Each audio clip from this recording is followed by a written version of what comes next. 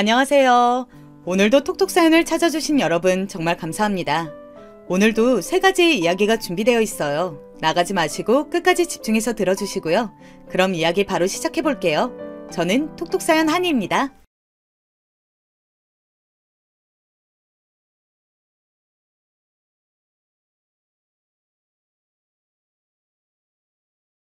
안녕하세요. 저는 경기도에 사는 아줌마인데요. 그동안 톡톡 사연을 너무나도 재미있게 잘 보고 들어온지라 애청자로서 저도 흔적을 한번 남겨보고 싶더라고요. 여러분 모두 우리나라의 대표적인 관광지 제주도가 코로나 사태에서 특수를 누렸다는 사실을 알고 계시죠? 우리나라 사람들 원체 여행 다니는 걸 좋아하는데 코로나 때문에 전 세계가 난리이니까 국내 여행으로 눈을 돌렸었고 이익을 본 곳은 단연 제주도였죠. 코로나가 잠잠해지니까 장사 사정이 어려워졌다는 제주도 상인들이 뉴스 인터뷰에서 말하는 장면을 얼마 전에 제가 봤는데요. 그거 보면서 이야기거리 하나가 생각이 났어요. 제주도 여행이라는 말만 들어도 사실 저는 이 이야기부터 생각이 난답니다. 시댁에 대단한 일이 있었거든요. 우선 저는 결혼을 좀 늦게 해서 시댁 입성도 당연히 늦었습니다. 하필이면 제 주변 친구들이 죄다 20대 중후반의 시집 장가를 싹 가버렸었죠. 제 주변이 다 기혼자들로 넘쳤는데 저만 계속 30 문턱이 넘도록 인연을 못 만났습니다. 하필 제 주변이 다 결혼해서 안 남으니까 기분이 정말 이상하더라고요. 그런데 옛말에 급할수록 돌아가라고 하잖아요. 그게 진짜 괜한 말이 아니더라고요. 마음이 조급하다 보니까 자꾸 결혼 이야기가 신경이 쓰였어요. 저는 결국 맞선 자리에 몇 번 나가게 되었고 나름 저와 잘 맞는 것 같은 상대를 만나게 되자 당장에 결혼부터 하려고 들었답니다. 그야말로 결혼 하나만 딱 목적으로 본 만남이었던 거예요. 지금에 와서 이때를 생각해보면 너무 부끄럽게 그지없습니다. 결혼 못해서 환장했던 여자 같네요. 하지만 저를 위해 변명을 해보자면요. 제가 그렇게나 주변의 시선들을 착각까지 해가면서 결혼에 조바심을 내게 된 데에는 다 그럴 만한 배경이 있었습니다. 친정의 가풍 때문이었다고 생각해요. 솔직히 예전에 그때에도 남들이 뭐라고 하든 30 훌쩍 넘기고 40이 다 되도록 결혼 안 하면서 잘만 사는 사람들이 많았습니다. 자기 자신만 즐겁게 살면 되는 것이었고 가족들이 든든하게 받쳐주면 뭐가 문제인가요? 하지만 제 친정 부모님께서는 전혀 든든하지 않으신 분들이었죠.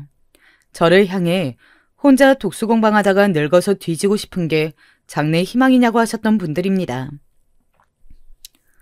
맞선 본 그 남자하고 당장 결혼부터 하자고 해. 다음에 만나면 바로 결혼 상의부터 하란 말이야. 알았어? 네? 너무 이르지 않아요? 최소한 저는 한 달은 더 서로를 알아가며 교제해보고 그 다음에 결혼으로 넘어가도 절대 늦지 않는다고 생각해요. 암만 그래도 번갯불에 콩 구워 먹듯이 해치우고 싶지는 않다고요. 번갯불에 콩 구우면 좋지. 대체 뭐가 문제야? 너는 이래서 안 돼. 이러니까 이날 이때까지 결혼의 근처도 못 가보고 일단 궁상이나 떨면서 살고 있지. 아주 집안 망신이란 망신은 이게 다 시켜요. 결혼을 할 거야 아니면 말 거야?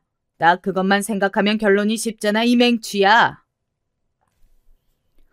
저는 그런 잔소리를 듣고 난 이후에 그 남자에게 곧바로 먼저 결혼하자는 이야기를 꺼냈던 것입니다.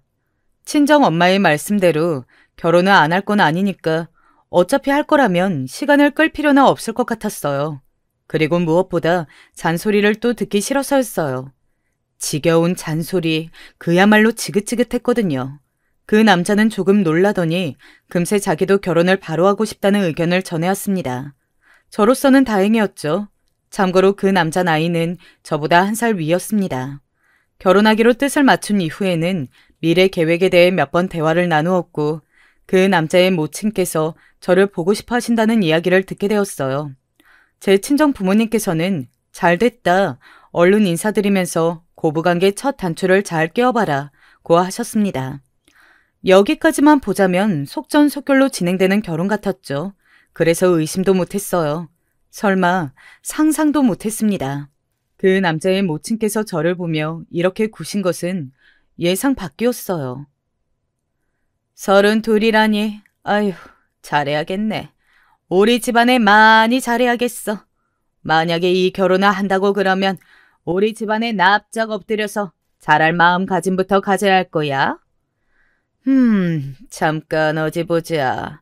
바로 결혼해서 임신이 되어도 33세 첫 아이를 낳는 거네. 아휴, 위험하게 노산이니 어쩌니 해서 가슴 졸이는 거 안 하려면 첫째 낳고 금방 둘째도 가져야겠고. 앞으로 바쁘겠구나. 갈 길이 9만 리인데 급히 서둘러야 하니 나온 참. 대뜸 저에게 아이는 기본으로 둘을 낳아야 한다고 하시니까 머릿속이 멍해졌죠. 제가 너무 당황한 채로 한번 여쭈어 보았어요. 혹시 그러면 아이를 많이 보기를 원하시는 건가요? 제가 이세에 대해서는 별로 생각을 해본 적이 없어서 조금 당황스러운 것 같아요. 나야말로 지금 당황스럽구나. 많이 보기를 원한다니 절대 그런 건 아니야. 내가 너 사는 집안 수준을 대강 들어서 가늠을 하고 있거든. 그런데 아이 셋까지는 좀 그렇지. 돈이 있어야 아이 둘 이상을 너끈히 키우는 건데 셋부터는 돈이 있어도 힘들어. 많이 생각해봐야 하는 문제야. 게다가 네 나이를 생각해야지. 벌써 32에 지금 당장 임신해서 출산이 33인데 낳자마자 새로 임신할 게 아니라면 아이 셋 이상 낳는 건 아이한테도 못할 짓이야. 노산, 그게 엄청 위험한 거라고 텔레비전에서 많이 떠들더라. 구구절절 어이가 없는 소리들만 이어졌어요. 아주 주옥 같은 말씀만 해주시더라고요.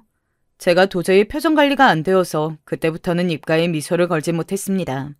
장단이라도 맞춰드리려고 무의식적으로 끄덕여댔던 고개도 가만히 두었고요. 그랬더니 계속 말씀을 이어가시던 그분께서 떨떠름한 저의 기색을 살피시고는 이렇게 다그치셨습니다. 혹시 기분이 나쁜 건 아니겠지? 아닐 거라고 믿어. 따지고 보면 우리 아들이 구제해주는 셈인데 그 고마움을 알아야지. 결혼하고 나면 그 은혜를 가슴에 새기고 살면 좋겠네. 나는 그런 며느리라면 환영이거든. 자기를 구제해준 남편의 은혜를 아는 그런 주제 파악 잘하는 며느리이기만 한다면 나는 딱히 크게 바라는 것도 없어. 나는 신세대 시어머니를 원체 지향하는 사람이거든. 제가 잘못 들은 건가 싶었어요. 무슨 은혜요? 어버이 은혜, 스승의 은혜는 익히 알아도 웬 남편의 은혜? 머리털 나고서 처음 들어보는 표현이었습니다. 그때 확신을 했죠. 정말이지 골 때리는 집안인 저희 친정보다도 이 집안이 더하다고 말입니다. 아주 조용히 자리에서 일어났죠. 그분이 저를 의아하게 보시며 갑자기 어디 가냐고 물어보셨지만 저는 아무런 대답도 안 하고 가방을 챙겼습니다. 그러자 놀란 목소리로 저를 향해 나이를 그렇게 먹고도 못 배운 행동을 하냐며 비난을 날리셨죠. 제가 신발을 신으며 뒤는 돌아보지 않은 채로 그분에게 말씀을 드렸습니다. 제가 나이 먹었다는 이야기 정말 짜증날 만큼 계속하시네요. 그래요. 네, 제가 나이가 적지는 않아요. 그러면 나이 많은 저에게 양해도 안 구하고 반말부터 찍찍 날리지 마셨어야죠. 그렇게나 저를 나이 많은 사람으로 취급하실 거였으면 저에게 정중한 화법을 구사하셔야 맞는 거라고 봅니다. 그리고요, 댁 아들놈, 저보다 연상이거든요? 제가 나이가 많은 거면 댁 아들은 그럼 노인이라도 되나 보죠? 말을 하다 보니까 점점 격해져서 끝에는 거의 소리를 지르고 말았네요. 그분이 경하게 차서 뒷목 잡고 넘어가시는 것 같은 소리가 들려오길래 저는 황급히 그 집을 나섰습니다. 그런데 그 남자가 자기 모친의 안색이나 살펴볼 것이지 저를 따라 나왔어요. 그래서 저는 순간적으로 미안하다는 사과를 들을 줄로 기대해버렸습니다. 하지만 곧 실망이 저를 덮쳐왔죠.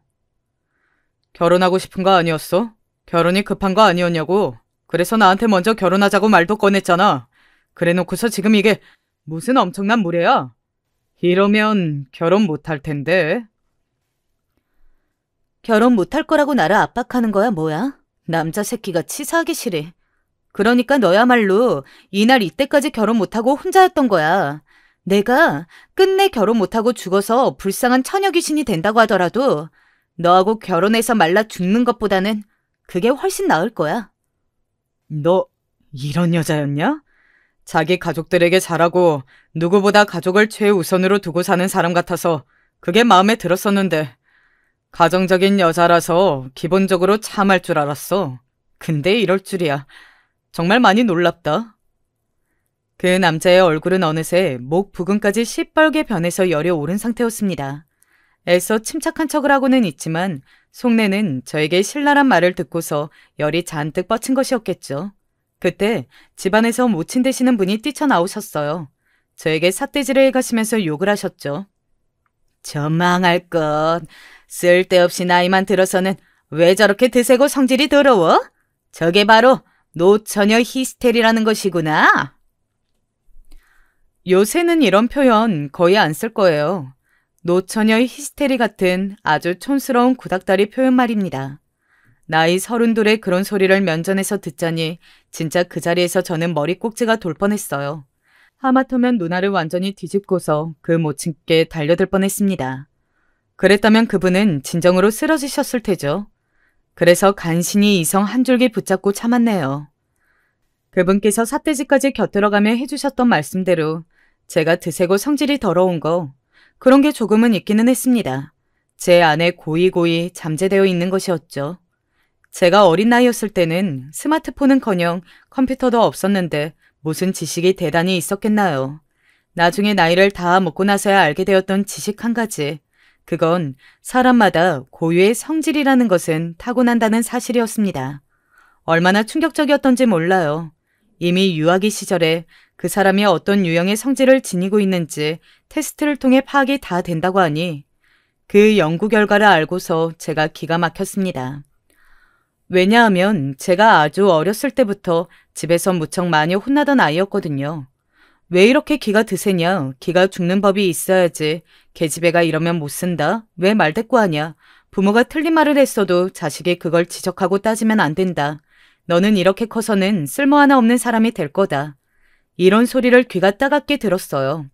친정 엄마께서는 어느 날 당신의 명명백백했던 잘못을 제가 짚어내자 크게 분노하시며 저를 향해 너는 아주 나쁜 아이다. 너를 그렇게 낳지 않았는데 왜 못된 아이로 사냐는 말씀으로 화를 내셨습니다. 그래서 저는 그런 과정이 반복되니까 제가 정말로 그런 아이인가 보다 싶어서 항상 제가 잘못한 줄로만 알았습니다. 제가 잘못된 아이 같았죠. 효녀로 살아야 한다는 잔소리를 지독하게 들어왔기에 그렇게 살려고 노력도 많이 했답니다. 효녀 따라 안 할 거면 집에서 저는 필요 없다는 말씀을 부모님이 자주 하셨었죠. 제가 왜 30이 넘도록 아무 남자도 못 만나면서 계속 혼자였던 줄 아시나요? 당연히 친정 때문에 그랬습니다. 친정의 형편이 확 어려워져서 제가 일찍부터 돈을 벌어야 했거든요. 정신없이 돈을 벌러 다녔었네요. 제가 어렸을 때 친부모님께서 저런 잔소리를 들었었는데 저의 친할머니께서는 과연 저에게 어떻게 구셨을지 쉽게 짐작이 가시지요. 제가 손자가 아니라 손녀라 안타깝다는 말씀을 입에 달고 사셨던 분이었어요. 귀여운 손자였으면 다 봐줬을 텐데 별로 달갑지 않은 손녀라서 까부는 모습이 영 보기가 싫네. 애가 좀 자기 의사 표현이 너무 강하게 하는 것도 별로야. 마음에 안 들어. 내 손녀인데도 그게 정이 안 가. 조용하고 얌전하고 착한 성격이었다면 그나마 내가 눈길을 줬을 텐데 그렇지도 않은 데다가 손자도 아니고 손녀이면서 뭐가 그렇게 당당해서인지 이리저리 싸돌고 다니는지. 저를 두고서는 하여간 별별 말씀을 다 하셨던 걸로 기억을 합니다. 그런데 바로 이 친할머니께서 친정 형편이 안 좋아져서 허우적거리고 있던 시기 갑자기 쓰러지셨던 거예요. 엎친 데 덮친 격이었습니다. 저는 평생을 친할머니로부터 칭찬 한번 들어본 적 없는 사람이었으나 제가 돌보고 제가 모셨어요. 친정 엄마께서 저에게 그 일을 떠넘기셨으니 별 수 없었죠. 대학에 간 걸 자랑하는 친구들이 몇 있었고 저는 그들을 부러워할 엄두조차 못 내는 채로 일을 다녔습니다. 너무 피곤하게 일을 마치고 집으로 돌아와서는 친할머니의 수발을 들며 모셨고요. 가끔은 왜 나만 이러고 있어야 하는 생각이 들어서 부당하게 느껴지기도 했습니다. 하지만 저의 심장에 꽂혔던 친정 부모님의 말씀은 네가 그렇게 하는 것이 맞는 일이다 라고 하시던 단호한 목소리였습니다. 그렇게 해주면 좋겠다, 싫겠다는 개념이 아니고 맞다, 틀리다라는 개념인 것에 제가 놀랐죠. 죽도록 피곤하게 일을 하면서 봉급의 7알은 어려운 친정의 형편에 보태고 저를 단 한 번도 안 예뻐하셨던 친할머니의 수발까지 전부 다 혼자 들고 있는데 그런 와중에도 고맙다는 소리를 전혀 못 들었습니다. 너무 서운했어요. 하지만 이런 것에 대해서도 저는 계속 너는 고맙다는 인사받고 싶어서 환장했냐는 비아냥만 들었을 뿐입니다. 숨이 턱 막혀왔었죠. 그리고 제가 어쩌다가 남자와 가까워져서 좀 만나보려고 하면 귀신같이 집에서는 낌새를 눈치채고 저를 가만두지 않았습니다. 특히 친정엄마께서 길길이 날뛰셨죠. 나는 너를 그렇게 안 낳았는데 너는 왜 항상 네 멋대로 잘못 자라서 나를 힘들게 만들어? 누가 너더러 그렇게 물란해지라고 했어? 늦은 밤 시간에 어떻게 밖에서 남자를 따로 만날 생각을 다 했을까? 그 무릎 위로 올라오는 치마는 또 뭐야? 천박하게 시리. 너 계속 이럴 것 같으면 직장이고 뭐고 다 때려치우고 남자한테 한 몸 던지고 살아. 물란하게 사는 게 네 꿈이라면 어디 한번 그렇게 해보라니까? 지금 그때를 회상해보니까 제가 정말 별소리를 다 듣고 살아왔었네요. 잔소리가 너무 지겨웠고 진저리가 나서라도 빌미를 제공하고 싶지 않았습니다. 그래서 아예 남자를 안 만나기로 결심을 했던 거예요. 꼬투리를 제공하고 싶지 않았죠. 제가 밖에서 남자와 단둘이 만날까 봐서 눈에 불을 켜고 감시를 하며 온갖 난리를 치셨던 친정 부모님께서는 시간이 많이 흐르면서 태세를 바꾸셨어요. 하필이면 저랑 가까운 사람들이 죄다 20대를 넘기기 전에 일찍 결혼들을 해버렸다는 게 유효하였고요. 저만 곁에 아무도 없이 30살이 되자 그때부터 잔소리 내용을 이런 식으로 바꾸셨습니다. 너는 어쩜 그 나이가 되도록 사귀는 남자 하나가 없을 수가 있니? 너 혹시 어디 크게 문제 있는 거 아니야? 친정엄마께서 저를 그렇게 힐난하실 때마다 지난 세월이 참 부질없다 싶었네요. 그러니까 저는 그러고 싶어서 그러고 산 게 아니었어요. 본심은 늘 전혀 그렇지 않았죠. 하지만 휘둘리며 살다 보니까 여기까지 온 것이었어요. 기껏 결혼하려고 남자의 모친을 만난 자리에서 욱하는 성질이 나오는 바람에 모든 것이 끝났다는 사실을 친정엄마께서 아시면 어떻게 나오실지 엄청난 잔소리를 듣게 될 것을 예감하면서 저는 그 남자와 그의 모친이 헛소리라는 현장을 마저 벗어났습니다. 될 대로 되라지 싶었네요. 빠르게 걷다가 그만 누군가와 부딪히고 말았어요. 죄송합니다. 제가 앞을 잘 못 보고 걸었네요. 괜찮아요. 그런데 저 집에서 나오던 모양이신가 봅니다. 네, 맞는데요. 그건 왜 물어보시는지요? 제가 영문을 몰라서 저와 부딪힌 사람을 올려다보았어요. 나이가 좀 있으신 아저씨분이셨는데 풍채가 좋으신 편이었습니다. 그것보다는 인상이 굉장히 우직하셨죠. 저는 딱 처음 보자마자 머릿속에서 왠지 가수 나훈아를 닮으신 것 같다는 느낌을 받았었답니다. 그분은 제가 아니라 제 너머의 방향을 바라보고 계셨어요.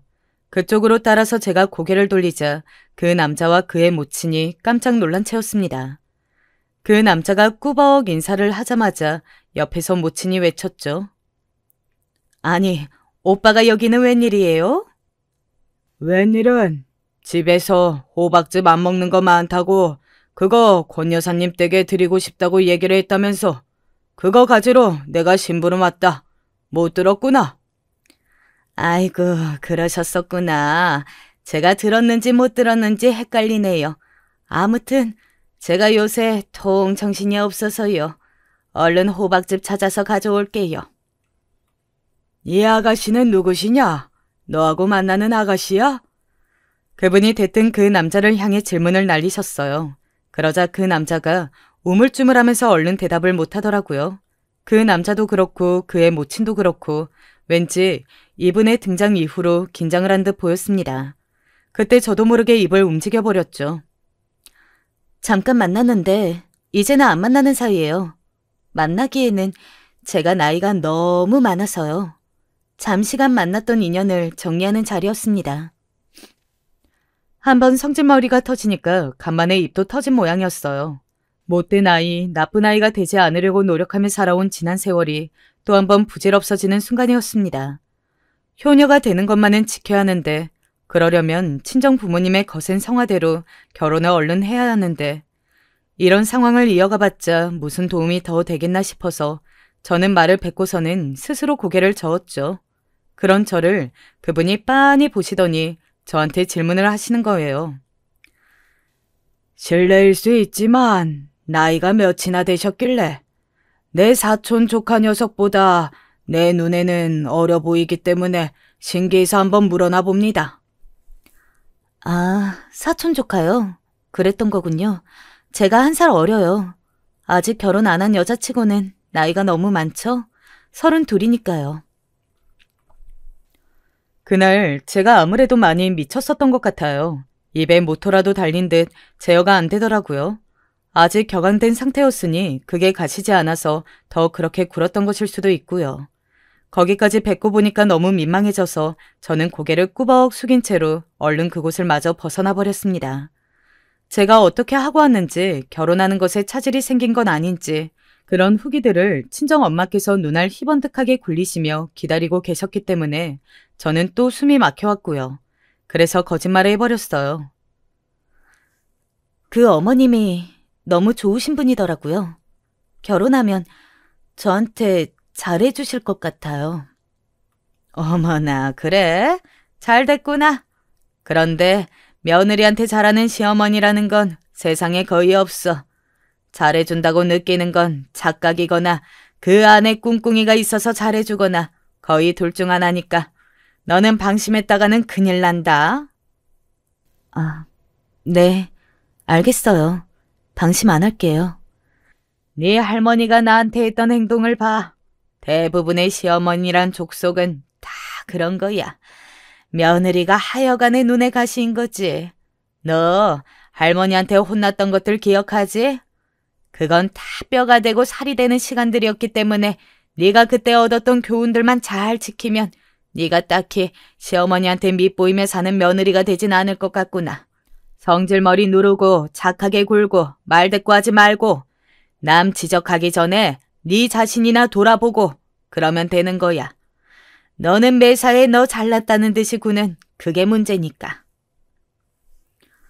결혼을 하고 나면 드디어 이 지긋지긋한 잔소리 지옥에서 해방이 될 수 있었을 텐데 이런 생각이 들어서 결혼이 물 건너가 버렸다는 사실 자체에 씁쓸해졌습니다. 얼른 다른 남자를 만나봐야 했어요. 새로운 결혼 상대를 구해놔야 수습이 될 테니까요. 심란해서 미칠 것 같은 저에게 연락이 한 통 왔어요. 그 남자였죠. 번호를 바로 차단해놨어야 했는데 깜빡했던 것이었어요. 무시할까 했으나 그쪽에서 간절하게 매달려서 그러지 못했습니다. 다시 자기하고 만나달라는 간청이 아니라 정식으로 사과를 할 기회를 달라는 간청이어서 따라주었던 거예요. 카페로 나가봤더니 그 남자가 전에 없이 풀이 죽은 모습으로 제 앞에서 사과를 했습니다. 못 볼 꼴을 보여놓고서 미안하다고 하기는커녕 그때 적반하장으로 나갔던 것 같아서 진심으로 미안하다고 생각한다. 정말이야. 사과해줘서 고마워. 나도 그날 많이 흥분했었던 것 같아서 많이 민망하더라. 저기 그런데 왜 나한테 굳이 만나서 정중하게 사과를 하는 거야? 그날 본 오빠의 모습이라면 이렇게 행동 안 할 것 같았는데. 아휴, 이렇게 된 마당에 뭘 숨기겠냐. 너한테 정식으로 사과하라는 압박을 받았어. 그날 우리 집에 찾아오셨던 분, 너도 마주쳤었지? 네가 가고 난 다음에 대체 이게 무슨 상황이었냐고 개물으셨고 거짓말하면 안 될 것 같아서 있었던 일을 말씀드렸더니 나보고 대뜸 이런 못난 놈을 봤나 이러시더라. 너한테 정식으로 사내답게 사과를 하라고 하셨어. 안 그러면 나를 가만 안 두겠다고 하시더라. 그 남자 모친의 사촌 오빠 되셨던 분이 제가 마주쳤던 그분이셨어요. 그 남자에게는 외당숙 되시는 분이었죠. 상황 파악을 하시고서는 잠깐 마주쳤던 저를 위해서 그렇게 굴어주시다니 왠지 낯이 뜨거워지는 느낌이었습니다. 그 남자는 저에게 사과를 한 뒤 집안의 제사에 참석할 예정이라고 했어요. 그분도 제사에 오실 테니까 저에게 얼른 사과하는 자리를 마련한 것이었죠. 저를 직접 만나서 사과를 했다는 증거도 없는데 이 부분은 양심에 맡기는 것인가 하는 실없는 궁금증을 잠시 가졌던 바로 그때였습니다. 카페의 통 유리창 너머로 웬 차 한 대가 멈춰서는 것이 보였어요. 딱 봐도 좋은 차라서 눈길이 갔죠. 그런데 그 남자 역시도 그 차를 보더니 작게 한숨을 쉬면서 자기가 가볼 때가 됐다는 거예요. 저 차를 타고 말입니다. 알고 보니까 그 남자의 외당숙 되시는 분, 그분의 장남이 지금 자기하고 같이 제사에 참석하려고 차를 끌고 온 것이라고 했어요. 이러니까 당연히 외당숙 되시는 분의 귀에도 그 남자가 진짜로 정식으로 저에게 사과를 했는지 안 했는지 들어갈 수 있는 거였죠. 이런 일련의 과정들이 왠지 웃겨서 저도 모르게 킥킥 웃고 말았습니다. 그 남자는 저에게 인사를 한 뒤 카페를 먼저 벗어나고 있었고요.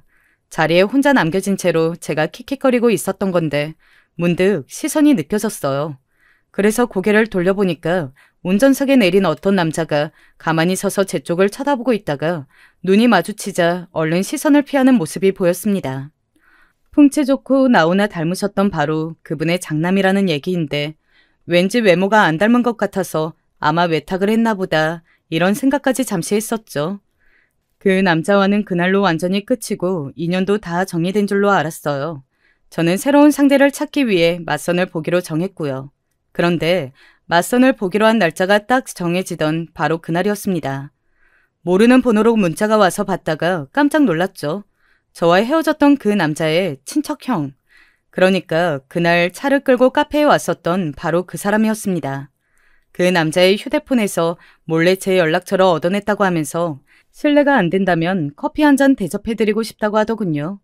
이건 누가 봐도 제가 마음에 들어서 무대포로 들이대는 모양새 같았어요. 저는 당황스러웠지만 솔직히 심장이 뛰더라고요. 고민하다가 제가 뭘 따지고 재겠나 싶어서 커피 한 잔 얻어 마시고 싶다고 답장을 보냈죠. 정말 이제 어처구니 없게 만나게 된 이 인연이 바로 제 남편이랍니다. 만날 인연은 다 만나진다는 말이 그래서 있나 봐요. 어쩜 이렇게 만났을까 싶어요. 제가 남편과 결혼하게 됐을 때 제가 잠깐 만났던 그 남자와 그의 모친은 얼이 빠져버렸습니다. 시댁은 집안이 꽤 잘 살았어요. 온 집안이 유복했다는 뜻은 아니고요. 시아버지께서 젊으실 적에 엄청 열심히 사신 덕택에 일군 것이 꽤 있었답니다. 그래서 예전에 그 남자와 그의 모친이 시아버지 앞에서 저자세로 나갔던 이유 중 하나가 그것 같더라고요. 시아버지께서 능력이 좋으셨으니까요. 돈 있는 쪽에 잘 굴어두어서 나쁜 법은 없는 법이었습니다. 아무튼 결혼하고 나서는 그 모자와 엮이는 일이 전혀 없이 편하게 지냈네요. 친정 부모님께서는 살짝 당황하셨던 것 같아요. 제가 난데없이 괜찮은 집안에 시집을 가버렸으니까요. 아, 그런데 참고로 제 남편은 제가 초혼이 아니었습니다. 한번 다녀온 전적이 있었거든요. 남편이 삼형제 중에 장남인데요. 첫째인 것 치고도 자기 동생들보다 결혼을 엄청 일찍 했었어요. 여자 쪽이 연상인 이유도 한 몫을 했나 보더라고요. 그 여자는 부잣집 고명딸이었죠. 그래서였을까요? 시부모님과 자주 마찰을 빚었다고 합니다. 그 여자가 시어머니를 만만하게 보고 싸가지 없이 굴어왔는데 뒤늦게 시아버지께서 그걸 아시면서부터 마찰이 시작되었던 거라고 하더라고요. 그 여자와 서로 안 맞았던 남편은 결국 이혼을 했죠. 그 여자가 왜 시어머니를 만만하게 여겼는지 저는 곧 알 것 같아졌어요. 시어머니께서는 정말 사람이 좋으시더라고요. 언성 높이시는 법 하나 없이 나긋나긋하십니다. 시아버지께서는 그 연세라는 게 믿기지 않을 정도로 동안이셨고 다부진 인상에 쉽게 범접하기는 어렵지만 막상 말을 섞어보면 인자하신 그런 분이셨는데요. 반면에 시어머니께서는 인상만 보면 도도하실 것 같은데 굉장히 유순하세요. 두 분의 배경이 그런 결과물을 내어준 것 같더라고요. 시아버지께서는 일찍 양친을 여의신 분이셨습니다. 그 시대로는 아주 드물게도 외동이셨고요. 사고로 양친을 한 번에 잃고 얼마나 힘드셨겠어요. 그때 일가 친척들이 아무도 안 도와줬었대요. 사람이 최악의 상황에 빠지면 절망하며 땅굴을 더 깊숙이 파고 들어가거나 아니면 죽기 살기로 그 상황을 빠져나온다고 하던데 대체로 후자보다는 전자의 경우들이 많지요. 그러나 시아버지께서는 완벽히 후자에 속하신 분이셨어요. 미천 하나 없이 성공하셨으니까요. 일을 악물다 못해서 이가 부서지고 산산조각이 나더라도 멈추지 않을 만큼 지독하게 열심히 앞만 보며 사셨다고 합니다. 닥치는 대로 일을 하며 사셨고요. 그러자 모두가 시아버지를 대단하다 여겼고 진작 안 도와준 것을 후회했다고 하네요. 오랜 세월이 흘러서도 그렇기에 집안 친척들이 모두 시아버지를 왠지 어려워하는 것이었어요. 시어머니께서는 집안의 늦둥이로 태어나신 분이라고 해요. 그리고 항상 당신의 모친께서 땅이 꺼져라 한숨이 쉬시는 걸 들으며 크셨다고 합니다. 아유, 저것만 보면 내가 원통해서 미쳐버리겠네. 하늘도 무심하시지. 내가 그 나이에 죽을 힘을 다해서 애를 낳았건만 아들이면 어디 덧났을까. 왜 딸년이냐 이 말이야. 내가 딸년을 낳을 줄 알았다면 죽을 힘을 다해서 절대 안 낳았을 텐데.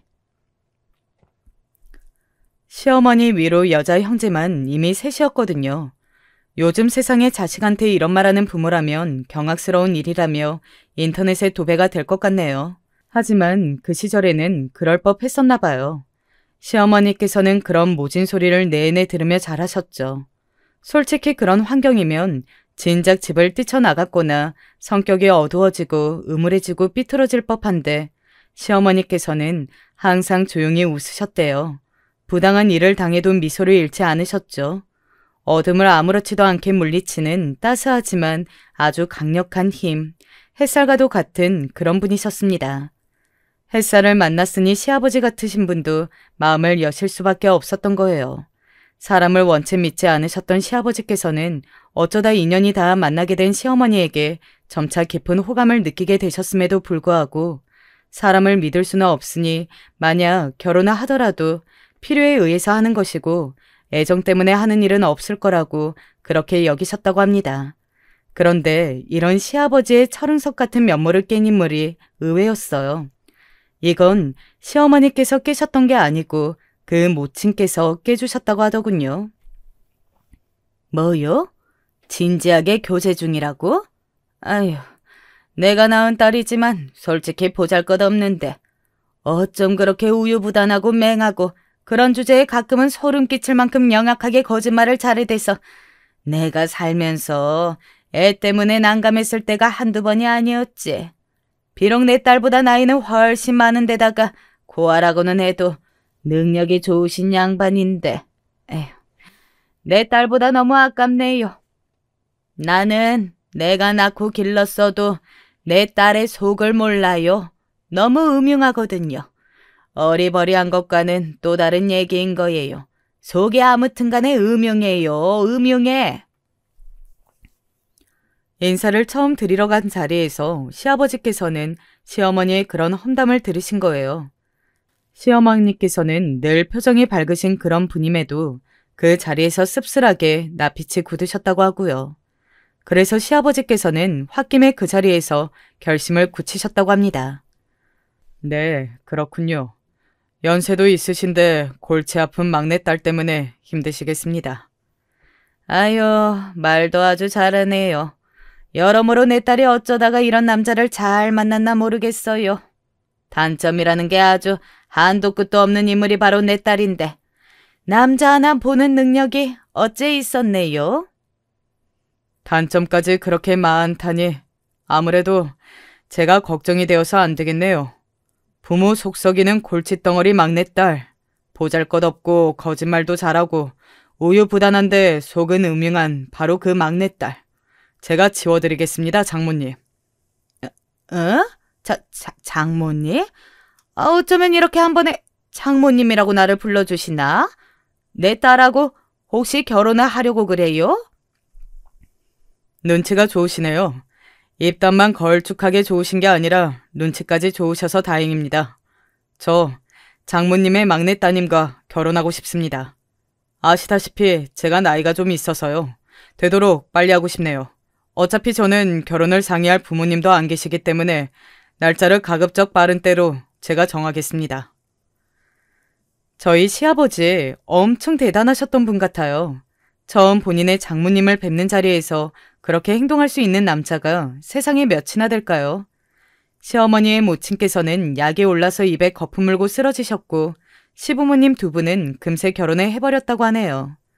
시어머니의 옛 일화를 들으면서 저는 자연스레 떠오른 집안이 있었어요. 바로 제 친정이에요. 시어머니께서 당하신 일들이 너무 낯설지 않았죠. 저는 왠지 심적으로 금세 시어머니와 가까워졌습니다. 이런저런 속마음 이야기를 나누게 되기도 했고요. 저는 어머님하고 지내는 게 너무 좋은데 저희 친정 엄마께서는 그렇다고 말씀을 절대 안 드려요. 그래? 대체 왜? 너무 그렇게 시어머니랑 가까이 지내면 친정에서 걱정할까봐 그러니? 아니요. 그렇다기보다는 제가 어머님과 문제없이 지내고 있다고 그러면 별별 꼬투리를 다 잡으면서 저한테 그거 착각하는 거라고 이상한 소리를 하실 게 뻔한데 어머님하고 대면대면하고 잘 못 지낸다 그러면 즐거워서 콧노래 부르실 게 뻔하거든요. 친정 엄마는 제가 잘 알아서 그에 맞춰서 행동하는 거예요. 돌아가신 우리 친정 어머니가 생각이 나네. 그분도 꼭 그렇게 구는 분이셨거든. 내가 문제없이 행복하게 지내면 전전긍긍해대셨어. 시어머니의 말씀에 저도 모르게 울컥했었죠. 어느새 서로의 손을 붙잡고 있더라고요. 저와 시어머니는 시간이 지나며 아예 영혼의 단짝이 되었답니다. 제가 결혼 생활을 잘하고 있는 거에 친정 엄마는 묘하게 짜증을 내시는 때가 많았는데 그거 받아들이기 싫어서 저도 차츰 연락을 끊게 되었어요. 이제는 시댁이 저의 유일한 집안이라고 생각하고 열심히 섞어 들어가서 살았습니다. 결혼하고 나서 딱 1년 뒤에 귀여운 아들도 낳았죠. 아들 낳고 나서 친정 엄마께서는 애 같아서 저와 친하게 지내보려고 하셨지만 버스는 이미 떠난 뒤였으니 제가 별로 신경 안 썼습니다. 시부모님 잘 모시고 남편과 사이 좋게 지내고 자식 열심히 키우면서 지내는 것만으로도 바빴죠. 집안에 제사라든지 행사 같은 게 있으면 제가 무조건 솔선수범해서 일을 했어요. 정확히는 저와 시어머니의 하심이었죠. 저 말고는 며느리가 또 없었냐고요? 당연히 있었습니다. 시동생들 둘 다 결혼들 제때 했었고 저에게는 동서들이 존재했어요. 하지만 대체 제가 이 집안에 들어오기 전에는 어떻게 했었는지 의아할 정도로 모든 행사에 참여가 미미했습니다. 주말에 딱히 할 일 없으면 시댁도 들여다보고 때때로 손주 얼굴 시부모님께 보여드리고 안부 인사 자주 드리고 이래야 하는 거 아닌가요? 제가 하도 효녀가 돼야 한다고 세뇌를 당하며 산 탓인지 몰라도 기본 도리를 하는 것을 딱딱 지켰는데 동서들은 안 그랬습니다. 형님이 계시니까 너무 좋네요. 앞으로도 잘 부탁드려요.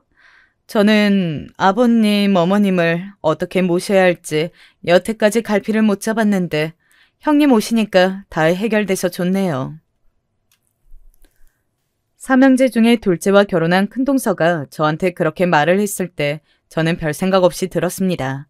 그런데 뒤늦게 곱씹어보니 자기는 계속 뒤로 빠져있고 앞으로 아무것도 안 할 테니 저한테 시부모님을 잘 부탁한다는 말 같더라고요. 실제로 그렇게 이뤄졌고요. 어이가 없었네요. 작은 동서도 비슷했어요. 저는 애를 낳지 말았어야 했나 봐요. 딸 하나 키우는 게 왜 이렇게 힘든지 모르겠어요. 다른 일에는 신경조차 못 쓰겠네요. 큰형님이 계셔서 든든해요. 항상 믿고 맡깁니다.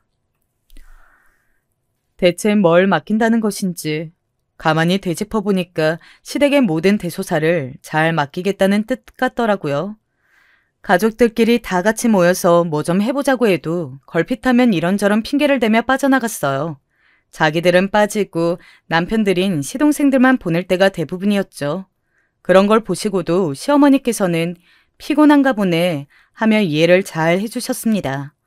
저도 집안에서 하도 구박받으며 자라서 그런지 시어머니처럼 뭐든 좋게 해석하면서 혼자 희생하는 게 편한지라 왜 그렇게 나온지는 이해는 했어요. 제가 신기했던 건 예상외로 매사에 덤덤하셨던 시아버지이셨죠. 둘 다 애들이 아파서 오늘 못 오게 됐다고? 그래, 그러라고 해라. 다 같이 고기 먹으러 가자고 한 게 뭐가 그렇게 대단한 건수라고 애들이 아프다는데 오라고 하겠어. 애들 돌보는 게 맞지? 동서들은 언제부터인가 제사 참석도 정말 참석에만 이의를 두고 있었거든요. 과정에서는 쏙 빠졌어요. 자기들은 바쁘고 아프고 힘들고 아무튼 그렇다고 했습니다. 제가 혼자 독박 쓰면서 다 했네요. 저는 뭐 그 정도의 일은 혼자 다 할 수 있으니까 그러려니 했는데 시아버지께서 둘째, 셋째 며느리들을 안 혼내고 인자하게 두시는 게 너무 신기했어요. 근데 이게 다 이유가 있더라고요. 남편이 재혼이잖아요. 저 이전에 존재했던 맏며느리와 나를 세우며 싸우셨던 걸 나중에 후회하셨다고 해요. 늙어가는 마당의 며느리들에게 길을 쓰고 호통쳐봤자 나중에 더 늙어서 들어놓을 자리만 좁아지는 거라고 하셨다고 하더라고요. 자식들 앞에서 그런 감상을 뱉으신 이후로는 성질 죽이시고 자식 부부들 하고 싶은 대로 웬만하게 하게 두고 그러셨다고 합니다. 시어머니께서 워낙 분란을 싫어하시고 조용하신 분이니 그에 발맞추기 시작하신 의미도 있었고요. 풍채 좋으시고 동안이시라 그렇지 시아버지께서는 연세가 꽤 있으셨으니 이제 인생의 마지막 장을 바라보시며 이런저런 조율을 하시는 것 같아서 마음이 약간 저는 짠하기도 했네요. 그래서 제가 계속 혼자 고군분투하며 동서들 못까지 항상 해가면서 시부모님이 자식 며느리들에게 서운하거나 심심하거나 그러시지 않으시도록 열심히 행동했습니다. 친정엄마의 지독한 가르침들 덕분에 제가 인내심을 이렇게나 길러서 꿋꿋하게 지내고 있다는 게 스스로 가끔 허탈한 웃음이 나오는 것 빼고는 살만했네요. 시간이 흘러 시아버지께서 80대에 진입하신 이후로는 처음으로 건강검진을 받으셨는데 많이 신경 쓰면서 조심히 사셔야 할 때가 된 것 같더라고요. 많은 생각이 들어서 시어머니와 대화를 나누다가 가족들끼리 놀러 가는 걸 이번에는 제주도로 잡자고 했습니다. 시아버지께서 연예인들이 제주도 가서 노는 예능 프로그램을 재미있게 보셨다고 하더라고요. 네 시아비가 어디 보통 사람이니? 젊었을 때 그 오만 고생을 다 하면서 돈을 많이 벌었어도 자식들 장가 보낼 때나 잠깐 돈 좀 쓰고 말았지. 아내인 나조차 그게 다 얼마인지 그 돈 다 어디로 갔는지 전혀 모르면서 살잖아. 하여간에 지독한 양반이야. 나는 이제라도 그 양반이 쓰고 싶은 거 다 쓰면서 살다가 갔으면 좋겠는데 이번에 제주도 여행 가면 우리가 같이 그 양반 좀 설득해보자. 네, 좋아요. 저도 아버님하고 간만에 진솔한 대화를 나눠보고 싶거든요. 아, 그리고 어머님, 동서들까지 다 함께 여자들이서 친목 다지는 시간 가져보는 거 어때요? 너 말 잘했다. 그래, 우리 꼭 그렇게 하자. 벌써 여행이 기대가 되네. 우선 남편은 단번에 오케이 했고요. 남편이 자기 동생들한테 전달 다 했고 그러자고 함께 말도 다 마쳤습니다. 남자들 직장이 문제였으니 삼형제가 함께 날짜도 신중하게 잘 골랐죠. 금, 토, 일 날짜 맞추고 숙박 잡고 렌트가 예약하고 일정 짜고 이런 게 다 맞으려고 보니까 바로 3주 뒤에 주말로 정하게 되었어요. 시아버지의 생신과 아주 가까웠죠. 이왕 가는 거 생신 여행으로 만들면 더 좋을 것 같았네요. 시아버지께서도 흐뭇해 하셨고요. 그렇게 착착 준비가 잘 되어가고 있었고 저는 동서들에게 물어가면서 제주도 일정을 다 짜고 있었습니다. 이제 떠나기만 하면 되었는데 황당한 얘기가 들려온 거예요. 동서들이 안 가겠다고 했습니다. 자기들은 빠지겠다네요. 그래서 제가 웬일로 화를 좀 냈습니다. 미쳤냐고 그랬죠. 제정신이냐고 물었더니 동서들이 펄쩍 뛰었어요. 형님, 생각을 좀 해보세요. 형님이나 가서 천하장사처럼 하루 종일 활동 잘하시겠죠. 그런데 저는 아니에요. 저는 체력도 안 되었고요. 애도 요새 말썽이라 신경 쓰여서 못 데리고 가요. 저도 마찬가지예요, 큰형님. 저는 정말이지 노인들 끌고 다니는 것에는 조금도 재주가 없는 사람이에요. 저는 가봤자 마이너스인데 안 가는 게 모두를 돕는 거예요. 속이 부글부글 끓었습니다. 그래놓고서 더 화도 낼 수 없게 둘 다 연락 두절이 됐습니다. 시동생들도 되게 난감해하더라고요. 와, 이것들을 어쩔까 고민하던 저였는데 당사자께서 나서셨어요. 남편이 곳에 일러 바쳐서 시아버지께서 아신 거예요. 이 정신 나간 것들, 내가 지난 세월 참고 살아줬더니 끝간대를 모르고 기어오르는구나. 전부 다 하나도 빠짐없이 내일 우리 집으로 모여라. 안 올 자신 있는 사람만 어디 안 와봐. 인자하게 살아오셨던 시아버지께서 폭발하셨고 이튿날 모두가 시댁으로 모였어요. 저는 머리가 지끈거렸는데 막상 동서들은 뚱한 표정을 짓고 있더라고요. 끌려와서 짜증난다는 얼굴들이었어요. 시아버지께서는 지체 없이 폭탄 선언을 이어가셨습니다. 오늘 이 자리에서 다 정해야 할 것 같구나. 우리 집 첫째야. 너는 네 아내와 더불어 그간 부모 공경을 잘 해왔으니 너는 자격이 있다. 내 재산은 모조리 너에게 주마. 보는 눈이 좋아서 결혼을 현명하게 자랑값이야. 제 옆에서 남편이 소스라치게 놀랐고 저는 눈이 마주친 시어머니께서 빙그레 웃으시는 걸 보았습니다. 시동생들이 경악스런 한숨을 뱉는 사이 동서들이 괜히 더 난리였어요. 아버님, 자식들은 공평하게 대해주셔야죠. 정말 너무하신 거 아니에요? 오래 사셨으면서 그깟 생신 앞두고 가는 여행이 대체 뭐라고? 그거 좀 빠진다고 그랬다고 이렇게 감정적으로 구시는 건 지나치신 듯 싶어요. 인생에서 수많은 생신을 보내셨잖아요. 그런데 또 챙김을 받고 싶으세요? 감정적으로 구는 건 재산 얘기에 눈이 돌아가 버린 동서들이었습니다. 시동생들이 미치고 팔짝 뛰겠는지 각자 자기 아내를 말리기 시작했죠. 하지만 이미 늦은 뒤였어요. 시아버지께서 싸늘한 표정으로 말씀하셨습니다. 누가 너희에게 챙김을 받고 싶다더냐? 너희가 누구길래? 나는 너희를 모른다. 옆에 두 놈들은 내 못난 아들놈인 건 알겠는데 너희는 대체 누구야? 그러자 동서들이 가슴 철렁한 얼굴이 됐죠. 그제야 눈치챈 것 같았어요. 상황이 돌이킬 수 없이 왔다는 걸 말이죠. 시부모님 두 분 다 서글서글하게 굴어주시니까 언제까지고 멋대로 굴면서 나중에 떨어질 재산이나 대충 챙기면 그만이라고 생각했을 겁니다. 하지만 이런 사태는 예상에 없었을 거예요. 아버님, 저 둘째내잖아요. 년이 어머니잖아요. 왜 그러세요, 네? 제가 잘못했습니다. 그간 부족했습니다. 제가 그간 육아하며 살림하는 스트레스가 심해서 행동을 똑바로 못했나 봐요. 아버님, 죄송해요. 용서해 주세요. 누구냐고 물었는데 웬 헛소리들이야. 시끄러우니까 울음 그치고 둘 다 닥쳐. 거기 둘째야, 그리고 막내야. 너희들의 몫은 없다. 이유는 너희들이 짐작을 할 것이고 오직 첫째만이 내가 일군 모든 것을 독차지할 거니까 그런 줄 알고 너희는 앞으로 더욱 열심히 일하면서 살아라. 젊을 때 많이 벌어야지. 내가 당장 오늘 죽는다고 해도 내 뜻대로 재산이 정리되도록 이미 수를 다 써놓았으니까 괜한 대가리 굴릴 필요는 없어. 시동생들은 거의 울부짖으며 난리를 쳤습니다. 시아버지께서는 어차피 당신의 재산이 정확히 얼마인지 자식들이 알지 못하니까 공평하게 3등분을 한 것처럼 속여서 제 남편에게만 다 몰아주고 나머지 부스러기만 두 사람에게 나눠줘도 상관없다고 말씀하시면서 시동생들을 더욱 미치게 만드셨어요.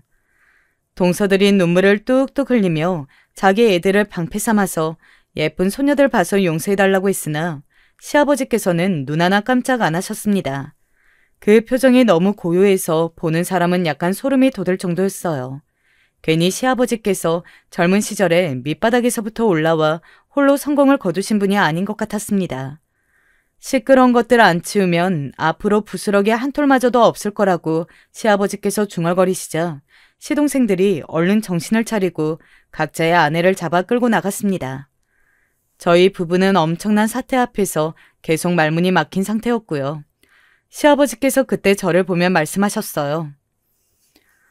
어찌됐든 결국에는 네가 재산을 쥐고 살게 될 테니까 너는 아무 염려도 말아라. 당신만 믿으라고 하시는 그 말씀에 저는 어쩔 줄을 몰랐었습니다. 여전히 시어머니께서는 조용히 웃고 계셨죠. 이제 보니까 시아버지보다 시어머니께서 더 대단하신 분 같네요. 그걸 이제야 알다니 저도 참 멀었다는 생각이 들었습니다. 그날 이후로 동서들은 난리도 그런 난리가 없었어요. 다른 것보다도 우선 시동생들과 각자 크게 부부싸움을 벌였거든요.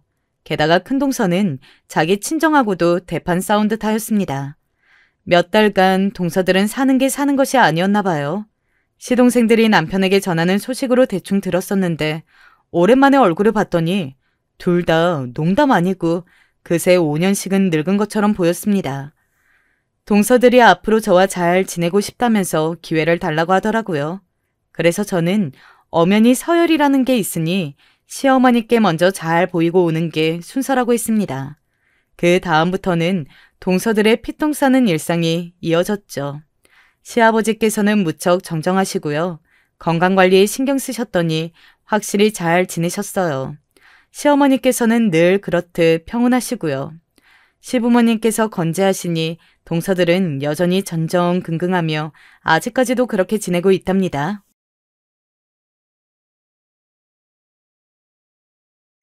안녕하세요. 저는 지금 서울에 살고 있는 가정주부입니다. 사연 유튜브 항상 잘 듣다가 제 사연도 한번 보내보면 어떨까 하는 생각이 들어 써보려 하고 있어요. 저도 시집을 잘 간 편은 아니어서 시댁하고 시어머니가 좀 너무 각박하기도 하고 그러셨거든요. 사연 유튜브에서 보는 분들 이야기하고 비교해서 어떨지는 모르겠네요. 제 이야기 듣고 공감해 주시는 분들이 많았으면 좋겠어요. 제 편도 좀 들어주시고요. 저는 서울에서 나고 자랐어요. 부모님들은 원래 그렇게까지 잘 사는 편은 아니었는데 원래 친가에서 갖고 있던 강서구 쪽 논밭이 개발이 되면서 값이 엄청나게 뛰었대요. 친가에서 그 돈을 자식들에게 물려주려고 하셨는데 아빠가 장남이라 많이 받게 되었던 거죠. 당시 고모며 작은아빠들이며 엄청 재산 싸움도 많이 했대요. 그래도 공평하게 분배가 되어서 다들 돈을 제법 많이 받았고 아빠가 이래저래 중재해서 형제분들 사이도 간신히 나빠지지는 않을 수 있었어요. 다행인 일이었죠. 나중엔 아빠가 형제분들이랑 친척분들 많이 먹여 살리기도 했어요. 아무튼 그래서 저희 집은 원래 강서구 쪽 살다가 저 어릴 적에 강남으로 바로 이사를 갔어요. 제가 40이 좀 넘었거든요. 제가 아주 어릴 때, 그러니까 겨우 5살 이럴 때 강남으로 갔으니까 그래도 무척 빨리 옮겨가신 거였죠. 엄마 아빠가 부동산 투자 쪽으로 선견지명이 있으시다고 해야 할까? 그때 당시 강남은 당연히 오를 거라는 확신이 있으셨대요.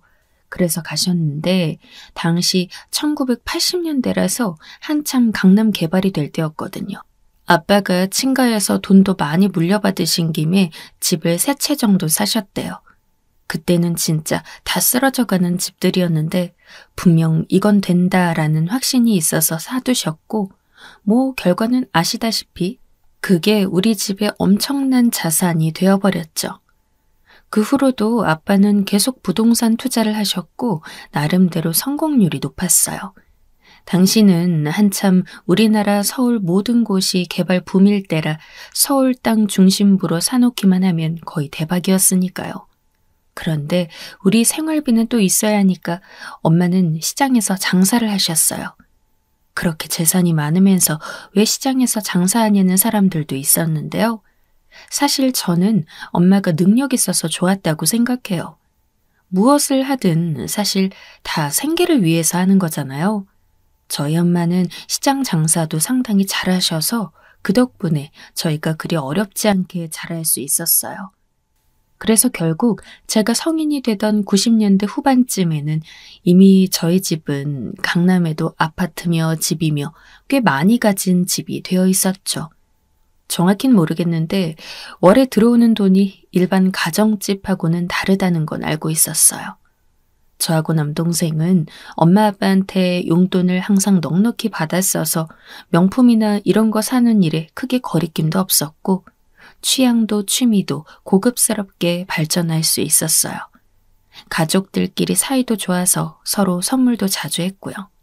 하지만 친척들이 우리 가게에서 일도 많이 했는데 엄마 아빠는 그걸 가끔 후회하시는 것 같았어요. 친척들끼린 돈을 주고받지 않는 게 제일 좋은 것 같기는 하다. 그래, 한 번 주면 계속 달라고 하더라고. 엄마 아빠가 자주 그렇게 말씀하시곤 했죠. 사실 아빠가 형제분들과 친척분들을 많이 도우셨는데 거기에 만족하지 못하고 계속 돈을 더 바라는 분들이 있기도 했어요.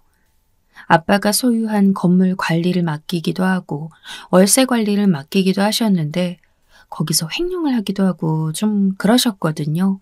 그래서 엄마 아빠가 많이 힘들어 하셨어요. 특히 고모들이 좀 그런 경향이 있으셨죠. 고모하고 고모부가 능력이 그리 없는 분들이라 아빠는 그분들에게 건물을 관리해보라면서 맡기셨어요.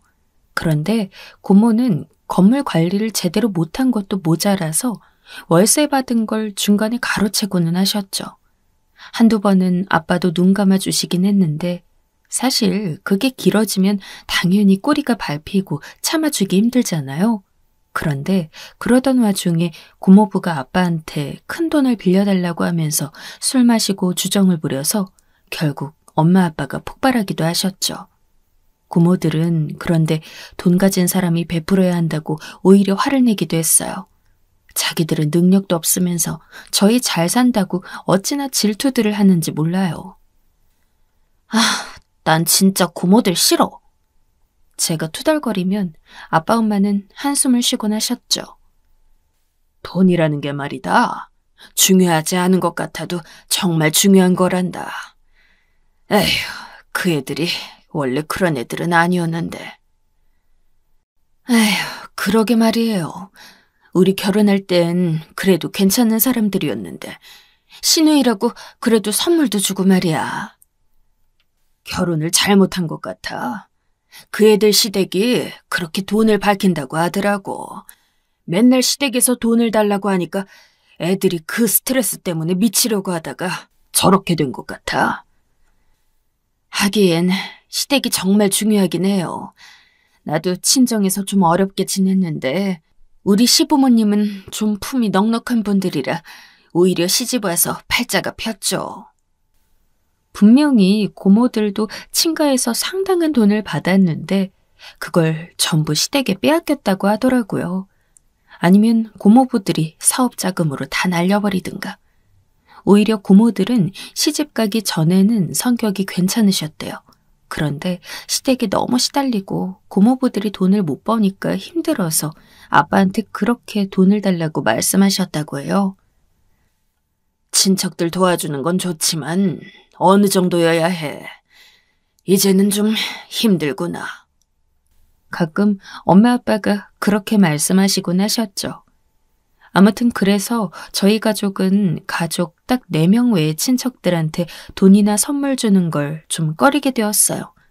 외가도 친척들이 좀 그랬어요. 엄마가 둘째 딸이라 자라면서도 굉장히 서운한 점이 많았다고 하는데 외할아버지가 일찍 돌아가셔서 경제적으로 힘들긴 했지만 그래도 딸인데 너무 대접을 안 해줬던 모양이에요. 위에 오빠하고 아래에 막내 남동생이 있어서 엄마는 용돈을 거의 못 받다시피 해서 그렇게 서러웠다고 하더라고요. 외할머니가 막내 남동생한테만 예쁜 설빔에서 입히면 엄마는 아무것도 받지 않은 채로 부러워서 보고만 있었대요. 그런데 엄마는 아빠한테 시집와서 이렇게 잘 되었고 막내 남동생, 그러니까 저희 작은 외삼촌은 지금도 좀 사업이 지지부진하거든요. 그러니까 계속 엄마한테 조르는 모양이더라고요. 그래서 저는 애초에 친척이나 시댁 식구들과 돈을 주고받는 게 그리 좋아 보이진 않았어요. 그건 친구들한테도 마찬가지라 친구들 생일에도 해야 할 것만 하고 과하게는 하지 않는 편이었죠. 그런데 그렇게 지내다 보니까 저희 집안 재력을 알게 된 어떤 친구가 소문을 퍼뜨렸더라고요. 쟤네 집은 잘 사는데 친구들 차별해서 비슷한 재력인 집 친구한테만 명품 선물을 사주고 평범한 친구들은 홀대한다고요. 야, 그거 알아? 쟤네 장난 아니래. 돈 엄청 많은데 비슷한 집안하고만 논다더라. 그래도 우리한테 선물 다 해줬잖아. 너도 향수 받았고. 야, 쟤 비슷한 집 금수저들한테는 막 엄청 명품 지갑, 핸드백 이런 거 해준대. 우리는 완전 차별받은 거야. 그 때문에 저는 대학에 다니면서 외로워졌어요. 친구들에게 똑같이 대했는데 소문이 한번 잘못 나니까 돌이키기가 정말 힘들더라고요. 하지만 그럴 때도 저한테 되게 위로가 되어준 존재가 있었는데 제 남자친구였죠. 남자친구는 제가 대학교 1학년 때 만난 선배였는데 저랑 점점 친해지다가 3학년 때쯤 사귀게 되었어요. 남자친구가 군대를 다녀와서 학년은 같았죠. 남자친구는 저하고 결혼하자는 말을 달고 살았어요. 항상 저한테 성심성의껏 해주었고 밥도 언제나 사주곤 했죠. 그동안 사귀었던 남자친구들과는 다르게 저한테 화를 내지도 않고 기싸움하려 하지도 않고 항상 저한테 잘해줬어요. 저는 고모들의 경우만 봐서 결혼하지 않는 게 낫지 않을까 생각하는 편이었지만 남자친구가 너무 잘해주고 좋아서 결혼을 생각하게 됐어요. 그리고 남자친구도 항상 저하고 같이 있으면서 손을 꼭 잡고 그렇게 말해주었죠. 우리 나중에 꼭 결혼하자. 뭐 봐서 오빠가 잘하면. 나 항상 잘하지 않아? 난 자기한테 언제나 진심인데. 그건 그래. 여태까지 남자친구들하고 좀 다르긴 하지. 그럼 우리 자기가 최고야 나한테는. 남자친구가 싱글벙글하면서 절 무척 좋아해줬어요. 다른 남자들하고 사귀어 본 적이 없는 건 아닌데 남자친구한테 항상 돌아가게 되더라고요. 제가 좀 까다로운 편이긴 한데 저한테 완벽하게 맞춰주는 사람이 그 사람뿐이라서요. 그런데 그 사람은 진짜 다 좋은데 한 가지 걸리는 게 있어요.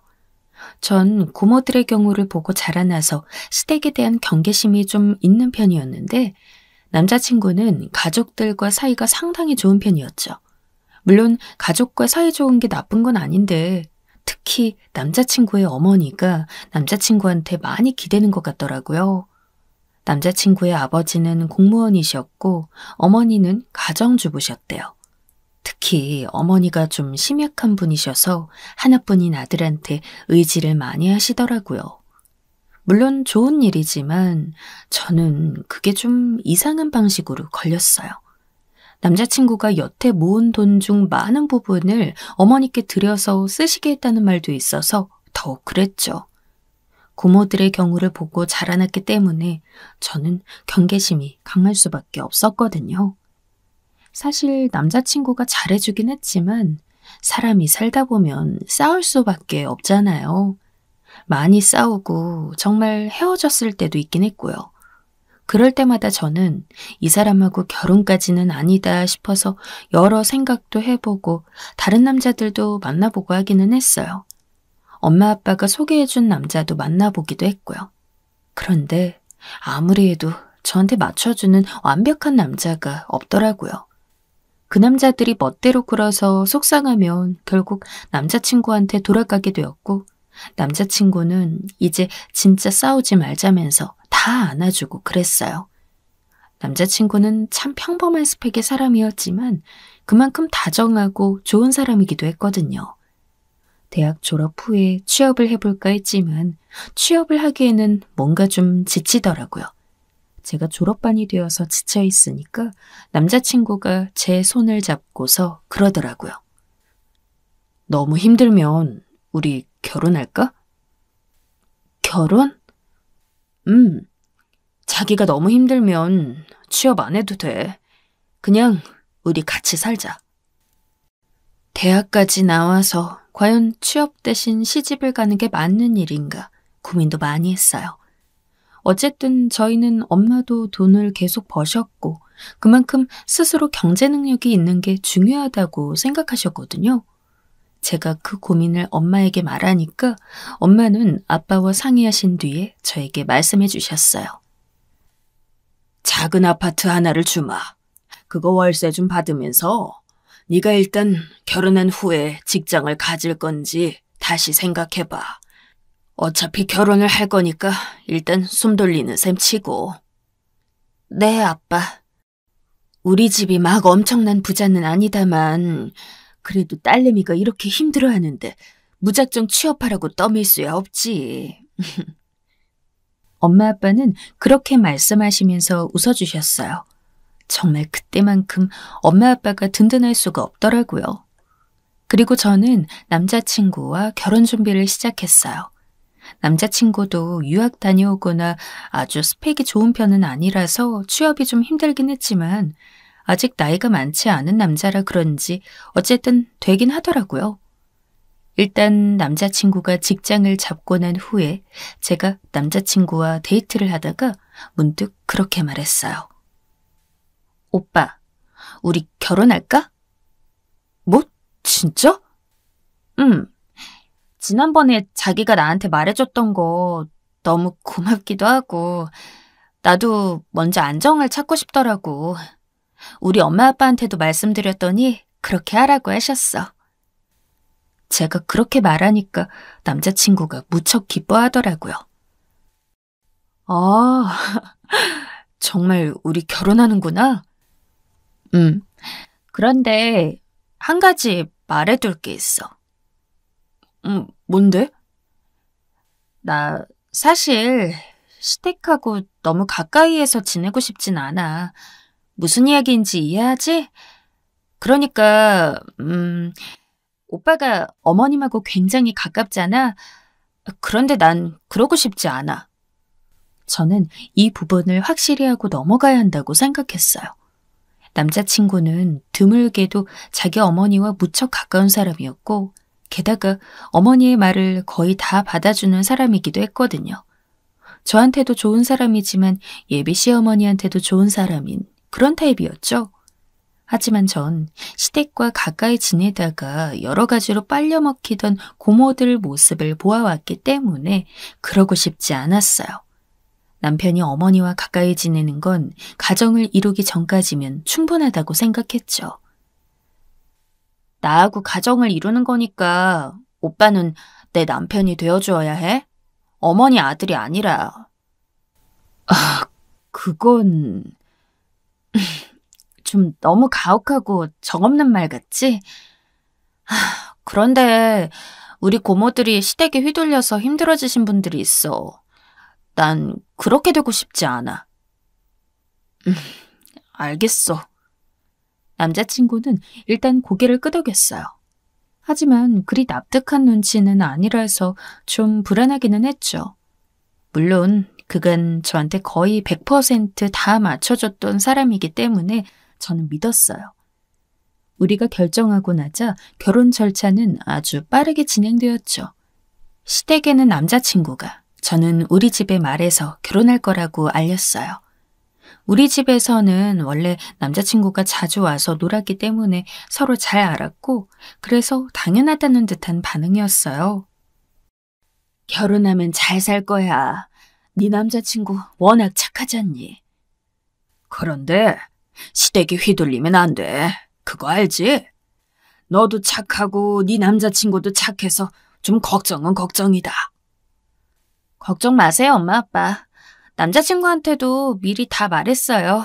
우리끼리 잘 살자고요. 저는 부모님을 안심시켜드렸어요. 엄마 아빠도 고모들의 경우를 봤기 때문에 더욱이나 걱정이 되시는 것 같았죠. 상견례도 빨리 진행되었어요. 시댁 부모님과 우리 엄마 아빠가 모여 앉아서 밥을 한 끼 먹었는데요. 시댁 부모님 얼굴 표정이 되게 무표정하고 어두우시더라고요. 정확하게는 예비 시어머니 표정이 좀 어두우셔서 불안했어요. 상견례 장소도 꽤 격식 있는 곳으로 열심히 골랐고 섭섭하지 않을 만큼 예의를 차렸는데 그랬거든요. 남자친구도 불안한지 어쩐지 좌불안석인 느낌이었고 저도 얼굴이 점점 더 무표정이 되어갔어요. 처음이야 저도 밝게 웃고 그랬는데 처음 보는 예비 시부모님 표정이 그러니까 저라고 상냥한 얼굴이 되기는 힘들더라고요. 아무튼 그렇게 별로 분위기가 안 좋은 상견례가 끝나고 나서 남자친구는 시부모님을 보내드리고 나서 다음날 저와 만났어요. 엄마한테 내가 결혼 이야기하면서 결혼 후에는 이전처럼 집에 잘 못 올 거라고 했더니 엄마가 좀 서운하셨나 봐. 남자친구는 저한테 어제 그 상황에 대해 설명했어요.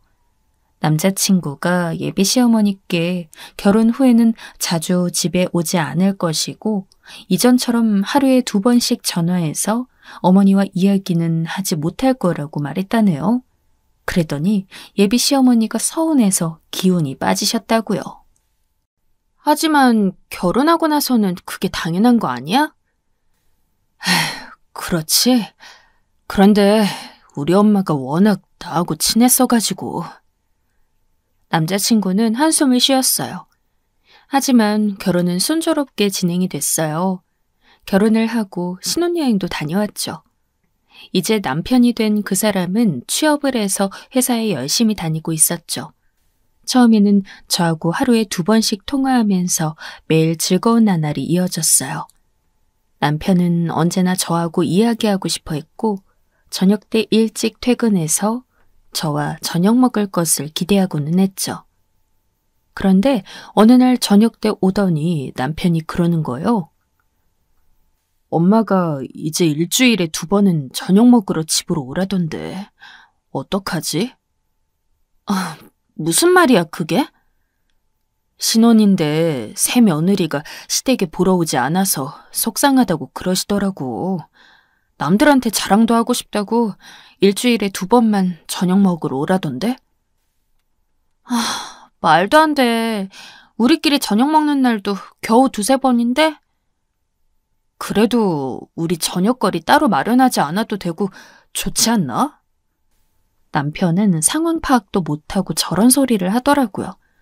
저는 좀 짜증이 확 올라오긴 했어요. 그런데 무표정한 얼굴로 있는 저를 눈치 못 채고 남편이 더 이상한 소리를 하더군요. 그리고 우리 엄마 용돈 달래. 한 달에 60 정도씩 달라고 하시던데. 60? 자기 월세도 받는 거 아셔가지고 60 정도면 얼마든지 줄 수 있지 않냐고 그러셔서 나도 그럴 것 같긴 하다고 했어. 월세 받는 것까지 이야기했어? 그게... 제가 화가 난 상태로 노려보니까 남편이 아무 말도 못하고 입을 다물더라고요. 저는 속이 좀 부글부글했어요. 하지만 일단 좀 참고 가만히 생각을 해보았죠. 그러고 보니까 사실 시댁에 용돈 드린다는 친구들이 좀 있기는 했어요. 저는 친구들한테 전화를 해보았더니 시댁에 용돈을 아예 안 드린다는 애들도 있었고 드리긴 하는데 60까지는 아니라는 애들이 다수였죠. 사실 한 달에 60이라니 말이 그렇지 신혼살림인 저희한테 큰돈이었거든요.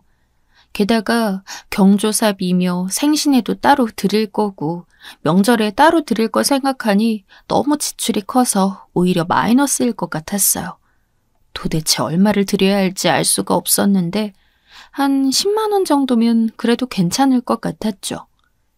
그래서 저는 고민을 하다가 남편이 저녁 때 집에 왔길래 말을 했어요. 자기, 일주일에 2번이나 시댁 가는 건 나 못해. 미리 말했었으니까 알고 있지? 진짜? 그래도 엄마가 원하시던데. 남편은 좀 못마땅한 얼굴이었어요. 저는 지금 길을 잡아놔야 한다는 걸 그때 본능적으로 느꼈죠. 절대로 안 돼. 일주일에 2번 있는 우리끼리의 시간을 어머님하고 같이 보내자는 거야? 난 싫어. 하지만 같은 소리 하지 말고 대신 용돈은 드리자. 뭐? 진짜? 남편 얼굴이 확 밝아지더라고요. 그래, 월 10만 원씩.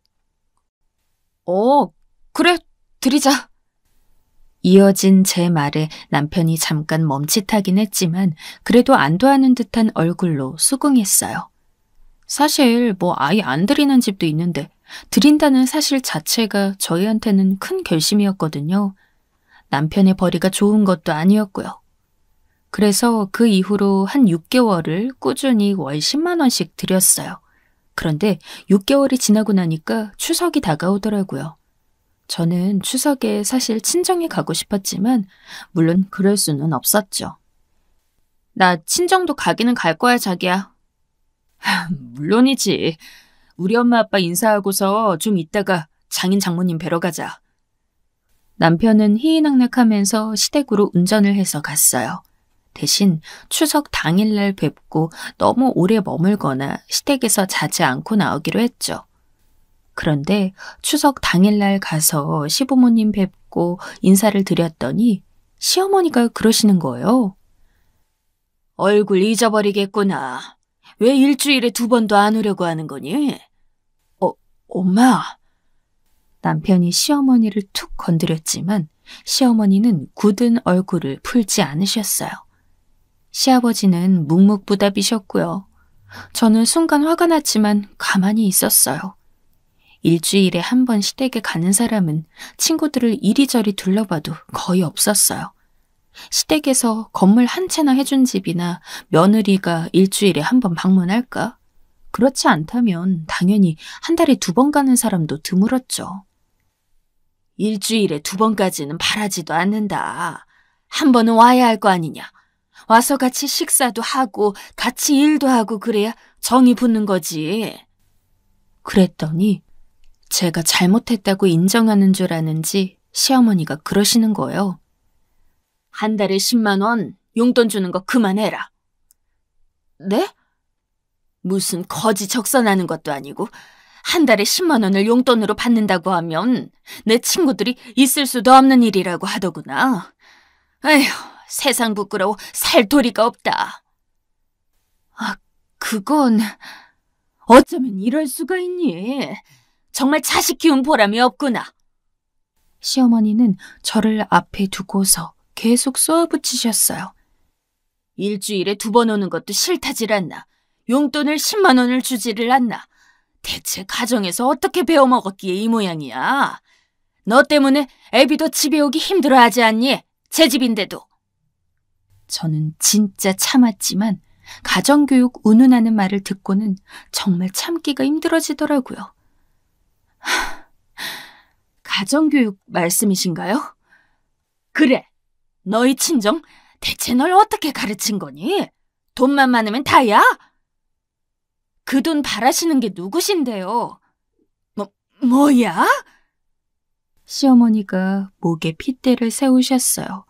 하지만 그런다고 해서 무서울 저도 아니었죠.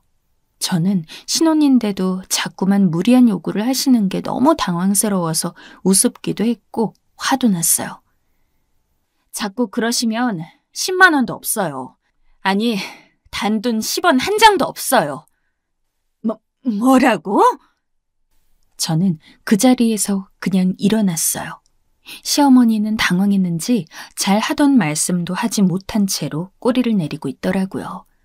가정교육 운운하면서 저한테 쏘아붙이더니 제가 세게 나가니까 별 말씀도 못 하시는 게 너무 우스웠어요. 매달 10만 원이나 챙겨드렸는데 대체 왜 이렇게 무리하게 요구를 하시는 거예요? 얘야! 시어머니가 기가 막히다는 듯이 말씀하시더군요. 그러고서 저는 그냥 돌아서 시댁에서 나와버렸어요. 제 뒤에서 남편이 절 부르더니 곧장 허겁지겁 뛰쳐나오더라고요. 내가 이럴 줄 알고 안 온다고 한 거야. 10만 원이 누구네 개 이름이야? 땅 파봐. 10만 원이 나오기나 하나. 미안해, 자기야. 미안해. 시부모님한테 몇십만 원씩 용돈 드리는 집이 어디 있어. 다시는 나한테 시댁 가자고 하지 마. 저는 씩씩대면서 차에 탔고 남편은 자기 잘못을 알아서 주눅이 들어 차를 타고 곧장 집으로 돌아왔죠. 그 후에는 엄마 아빠 집으로 가서 시어머니 말에 대해서 털어놓으면서 화를 냈어요. 엄마 아빠도 같이 화를 내주셨고요. 그래서 그 후로는 다시는 시댁에 왕래하지 않고 있습니다. 시어머니와 시아버지에게서 전화가 오기는 했지만 제가 차단을 걸어버렸거든요. 남편이 눈치를 보면서 간혹 시댁에 가는 것 같기는 하지만 저는 상관하지 않고 있어요. 제 사연은 이걸로 끝이에요. 지금도 연 끄는 게 얼마나 잘했는지 모른다고 생각하고 있어요. 그럼 재미나게 들으셨으면 좋겠네요. 제 사연은 여기까지 줄이겠습니다.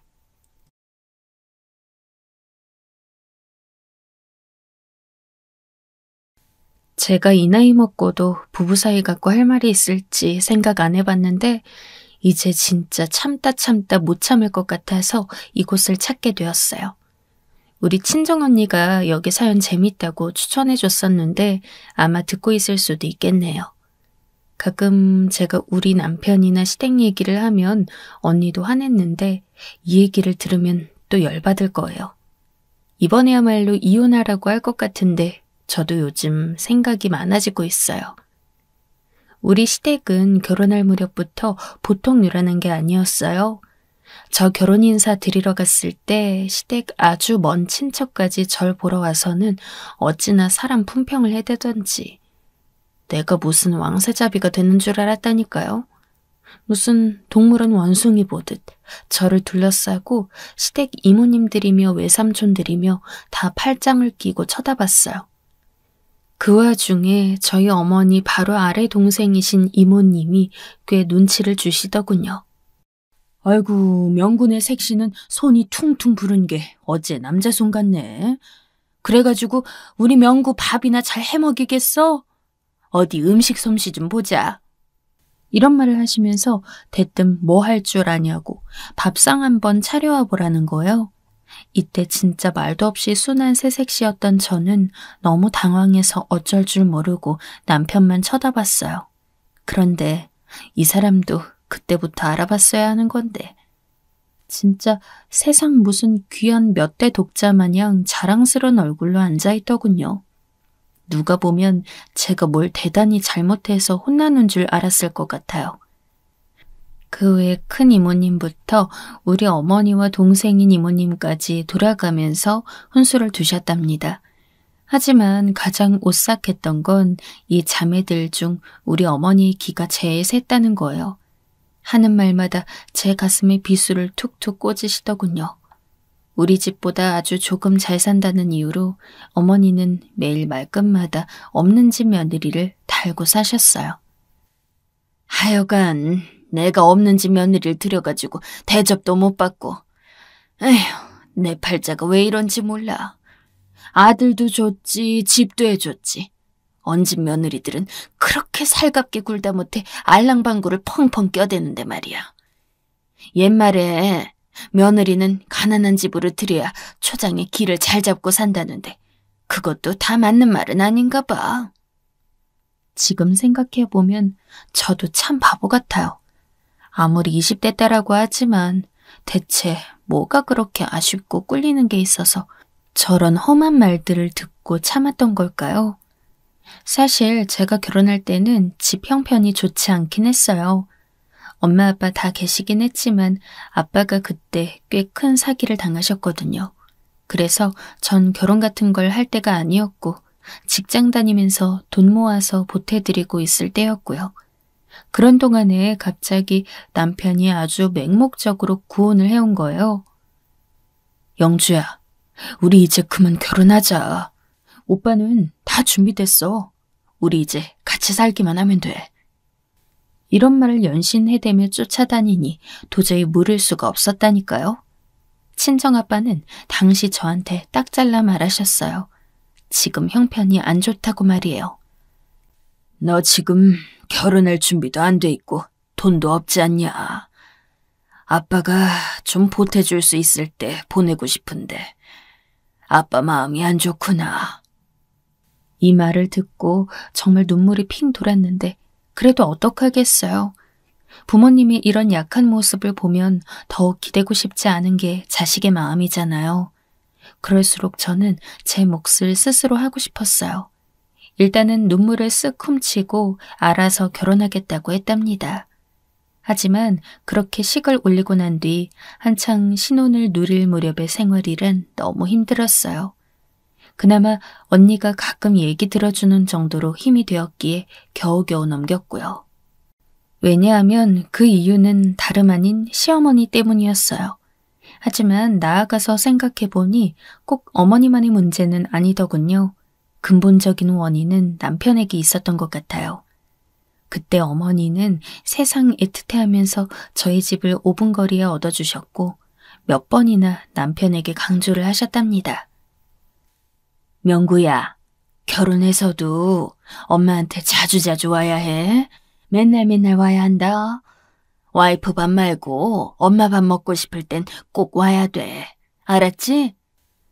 아휴, 시커먼 아들을 장가 보내면서 저런 말을 할 수 있는지 이해가 안 되더라고요. 나도 나중에 자식 낳으면 저러려나 싶었는데 전 아들들 차라리 더 빨리 내보내고 싶어요. 나이 먹어서도 아들 끼고 살고 싶지 않거든요. 우리 어머님은 유독 저렇게 아들 거리시고 본인 남편인 아버님에게는 그닥 관심도 없으시더라고요. 그런데 문제는 우리 남편도 이런 부분에서 자기 엄마랑 죽이 아주 잘 맞는다는 거예요. 엄마, 나 지금 가도 돼? 밥 안 먹었는데 엄마 밥 먹고 싶어. 영주랑 지금 갈게. 제가 이런 부분에서 엄청 화가 났던 이유는 저에게 묻지도 않은 일정이었기 때문이에요. 이때는 저도 못 참고 욱했어요. 여보, 잠깐만. 나한테는 묻지도 않고 약속을 잡으면 어떡해? 당신이야 가서 편하게 밥 먹지. 나는 가면 음식 차리고 설거지하고 할 게 얼마나 많은데. 나도 똑같이 직장 다녀와서 힘들어. 집에 가서 좀 쉬자고. 그러자 남편은 슬슬 눈치를 보더니 어느새 얼굴을 팍 찡그리며 다시 전화를 걸더라고요. 그런데 저는 이때 남편이 하는 말을 듣고 정말 눈이 튀어나올 듯 놀라고 말았어요. 엄마, 나야. 미안한데 나 못 갈 것 같아. 영주가 피곤하대. 우리 그냥 집에서 먹을게. 그렇게 전화를 퉁명스레 끊어버리는 남편을 보고 저는 냅다 따지기 시작했어요. 당신 미쳤어? 말을 그렇게 하면 어떡해. 거기다가 왜 내 핑계를 대냐고. 내가 피곤하댔다고 그걸 있는 대로 전하면 어떡하냐고. 남편은 머리가 아프다는 듯 마냥 짜증만 내면서 말하는데 진짜 고구마를 먹은 듯 속이 답답하더라고요. 나보고 그럼 어쩌라는 거야. 네가 가기 싫다며. 그래서 말대로 해줬는데 그것도 불만이야? 에휴, 진짜 환장하겠네. 어느 장단에 맞춰야 되냐? 그러면서 대뜸 화를 팍 내더니 글쎄 이 인간이 그대로 며칠을 저랑 말을 안 하는 거예요. 전 말 안 하고 삐져서 속으로만 생각하는 인간들을 정말 싫어하는데 그게 다 제 남편 때문이에요. 조금만이라도 자기랑 안 맞는 게 있으면 저렇게 굴 속으로 숨어버리거든요. 저야말로 환장할 것 같고 복장이 터지는데 그날 저녁이나 다음날 내내 제가 차려준 밥만 먹고 말도 안 하더군요. 당시 저는 주변에 결혼한 사람들이 얼마 없다 보니 그냥 다 저처럼 사는 줄 알았어요. 엄마도 할머니 때문에 고생하셨기 때문에 원래 시어머니들은 다 저렇게 표독스러운 줄 알았고요. 그런데 지켜보니까 우리 어머니가 유별나시더라고요. 남편한테 뭔 얘기를 듣고 계시는 건지 저한테 하나하나 다 참견을 하시더군요. 솔직히 세금 얘기하실 때에는 너무 기가 막혔어요. 우리 집 앞으로 온 고지서까지 본인이 다 열어보시는 거 있죠. 야, 니네는 둘이 살면서 뭔 놈의 세금을 이렇게 낭비하고 사냐? 우리가 집해줬다고 돈 펑펑 써가면서 니 멋대로 살면 안 되지. 너 돈 벌면 네 남편이랑 같이 사는 집에서 아껴 쓸 생각을 해야지. 대체 이게 뭐냐? 몇만 원이 나온 거야. 심지어 이때는 그렇게 많이 나온 것도 아니었어요. 몇천 원 더 나온 것뿐이었고 그보다 그 전달 세금까지 시어머니가 알고 있다는 건 좀 너무한 거 아닌가요? 아들네 고지서 봐가면서 이달에는 얼마가 더 나오고 덜 나왔는지 체크까지 하다니 말이에요. 아무튼 제가 딱히 준비 안 된 상태로 결혼을 했다지만 저는 결혼 후 2년 동안 신혼을 가질 때 아주 알토란같이 제 월급을 잘 모았어요. 저금도 꾸준히 했고요. 하지만 이때 문제가 있었으니 바로 본인의 역할이 가장이라는 걸 알면서도 생활비를 제대로 주지 않던 남편이었답니다. 둘이 사는 살림이라 얼마 안 된다고 해도 그렇지 저한테 딱 100만 원만 주는 거예요. 그 안에서 알아서 쓰라고 말이에요. 그리고 자기 월급이 정확히 얼만지도 말을 안 해주더라고요. 뭘 일일이 물어. 내가 주는 대로 생활하면 되지. 내가 생활비 모자라게 주는 것도 아니잖아. 필요하면 더 얘기해. 말은 이렇게 하지만 은연중에 자기가 더 버는 데다가 본인 집이 우리 집보다 좀 낫다는 것으로 무시하는 게 느껴지더군요. 그래서 그런지 저는 나중에 아들 둘을 2살 터울로 낳고 나서도 금세 사회로 복귀했어요. 뻑하면 돈 갖고 무시하는 어머니의 말투는 정말 저를 너무 힘들게 했고 빨리 직장으로 도망가고 싶었어요. 하다못해 제가 들은 말 중 그때 가장 최악이었던 건 이거예요. 너 그렇게 돈 모으니 어쩌니 해가지고 제대로 네 살림에 쓰고 있는 거 맞냐? 그간 얼마나 벌었는지 얘기나 좀 해봐. 맨날 직장 다닌다고 피곤하다 어쩐다 하면서 시엠이 들여다보지도 않고 그 얼마나 모았는지 얘기 좀 해보라고. 혹시 너 그 돈들 다 친정 갖다 준 거 아니냐? 이때 정말 몽둥이로 얻어맞은 듯 정신이 번쩍 들더라고요. 이때는 아무리 물에 둥둥 떠다니는 솜마냥 흐늘거리는 저라고 해도 그냥 넘어갈 순 없었어요. 어머니, 저희 친정에 돈을 갖다 주다뇨? 아니 그보다 저희 집에서 제 돈을 왜 원할 거라고 생각하세요? 저희 부모님 알아서 잘 살고 계시는데요. 실제로 부모님은 썩 좋은 형편은 아니었지만 어머니 말처럼 제가 뭘 도와주고 할 상황도 서로 그럴 생각도 결단코 없었어요. 없는 집 며느리 들였다면서 맨날 심술을 부리시더니 이제 이런 부분도 멋대로 넘겨짚으시더라고요. 전 갈수록 가슴에 맺히는 것만 많아졌고 혼자 물과 약을 들이킬 때가 많아졌어요. 네 직장은 둘째치고 명구랑 네 자식들 밥은 제대로 챙겨 먹어야 할 거 아니야. 지난 밤에 명구가 와가지고는 네가 맨날 허접한 밥만 깔아놓는다면서 아주 밥을 우겨 넣더라. 너 똑바로 들어. 나는 내 자식 그렇게 안 키웠다. 그렇게 아무거나 소 여물처럼 싸질러 놓지 말고 제대로 해다 먹여. 뭔 말인지 알지? 진짜 우리 어머니는 정말 말을 상스럽고 거칠게 하시는 것 같아요. 솔직히 이런 말들을 늘어놓으실 땐 저 듣기에도 기분이 너무 나쁘고 스트레스지만 애들이 들을까봐 귀를 막아버리고 싶더라고요.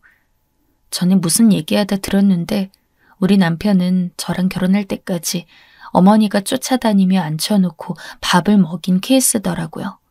그러니까 맨날 제 밥투정이나 하고 툭하면 시댁 가서 밥 먹자고 끌고 다니는 것 같아요. 몇 번은 미뤘지만 애들 태어나서 저도 힘들고 시댁이랑 거리도 가까우니 더 이상 미루질 못하겠더라고요.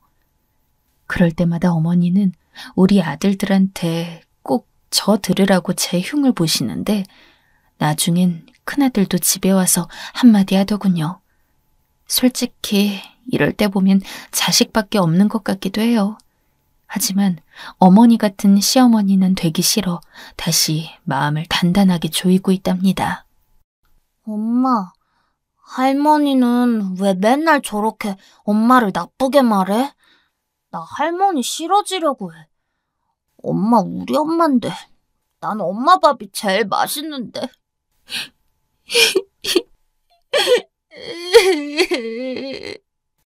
그러면서 큰아들이 흐느끼는데 제가 기분 나쁜 건 둘째치고 아들까지 이런 기분을 들게 하다니 진짜 용서가 안 되더라고요.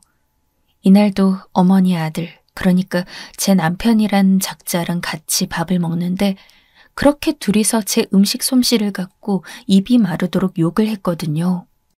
명구야, 이거 얼른 먹어라. 네 마누라가 이런 건 안 해줄 거 아니야. 이거 다 니네 이모가 보내준 거야. 그것 갖고 내가 새로 무쳐본 거다. 영우야, 민우야, 니들도 먹어라. 이러면서 대놓고 저만 싹 빼놓고 본인 아들과 손주들만 챙기더라고요. 어머니야말로 뭔 대단한 메뉴를 하셨다고. 찌개랑 나물 몇 개 있을 뿐인데 꼭 그걸 다 아들이랑 손주 쪽으로만 다 몰아주시는 거예요. 저도 그날 퇴근길에 시댁 들른 거라 배 많이 고팠는데 말이에요. 한숨만 푹푹 쉬면서 나왔는데 이때 중학생이었던 큰아들은 이런 분위기가 싫다며 할머니네 별로 가기 싫다더군요. 한편으론 내 자식이라도 이런 부분을 알아주나 싶어서 고맙기도 했어요. 우리 남편이란 인간은 주말이면 당연히 자기 어머니네 가서 시간을 보내야 한다는 사람이었어요. 그게 자기 부인이건 자식들이건 당연히 세트로 따라가야 했고요. 애들이 시험 기간이고 친구랑 약속이 있다고 해도 무조건 시댁에 가야 했어요.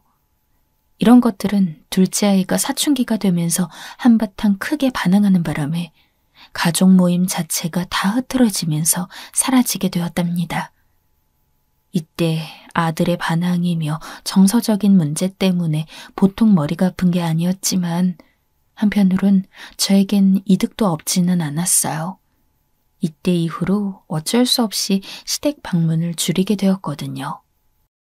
그래서 혼자 가라고 했더니 무슨 툭하면 가서는 신우며 아주버님이랑 모여 앉아서 맨날 뭘 잔뜩 먹고 오더라고요. 저도 빈손으로 보내긴 그래서 갈비 재놓은 거랑 과일들도 잔뜩 싸줘서 보냈어요. 그런데도 남편은 뭐가 그렇게 애틋한 건지 자기 엄마한테 음식 차리느라 수고하셨다며 용돈도 드리고 왔더라고요.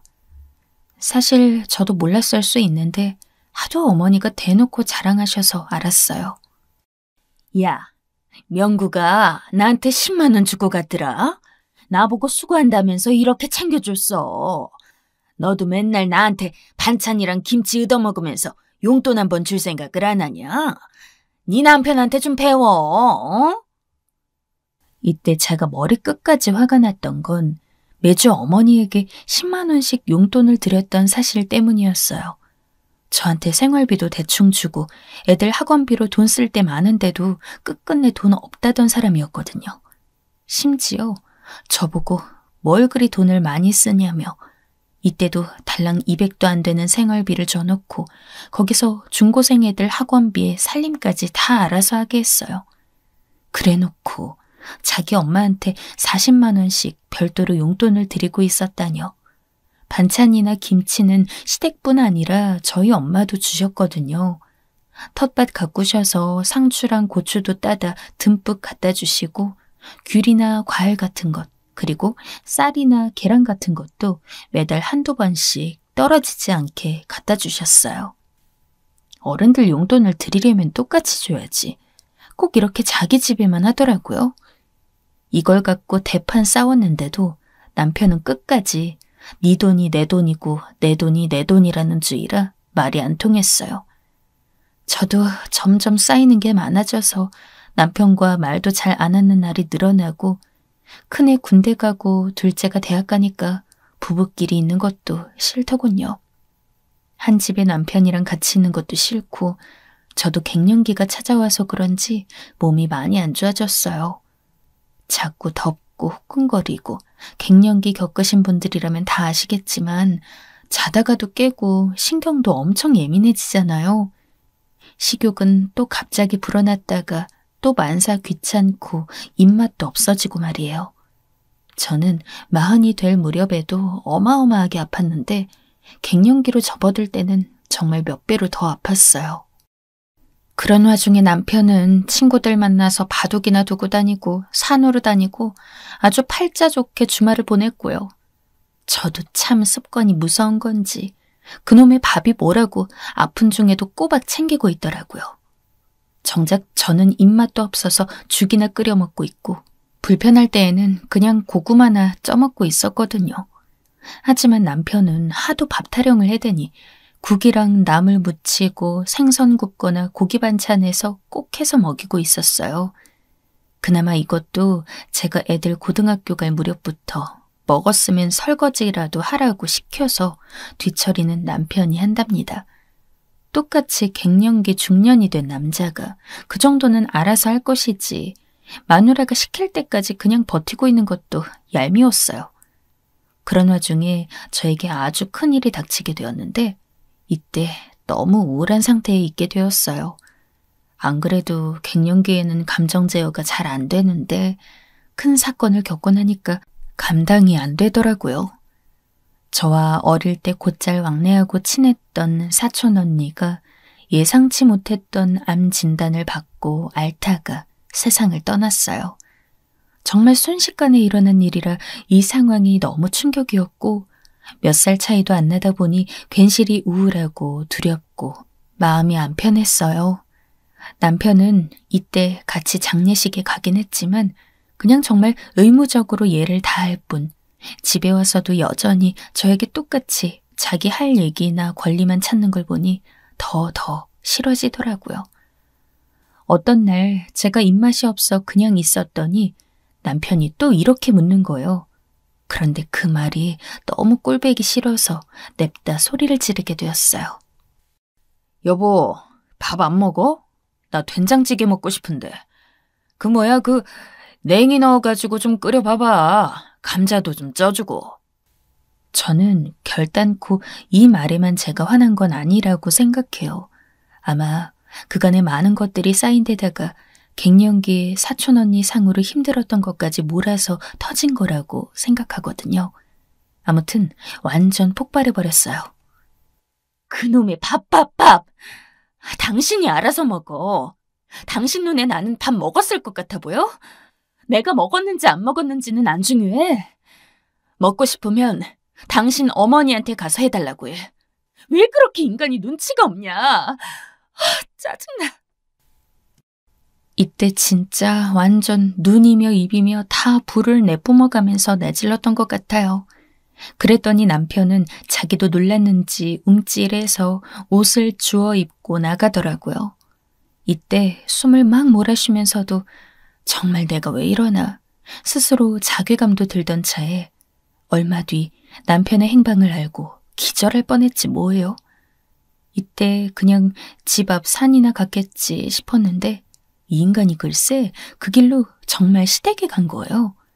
그걸 제가 어찌 알았냐면 남편한테 한껏 질러놓고 저 스스로도 감정 제어가 안 되고 속이 안 풀려서 주저앉아 있을 때였는데요. 그때 갑자기 전화가 한 통 걸려오는 거예요.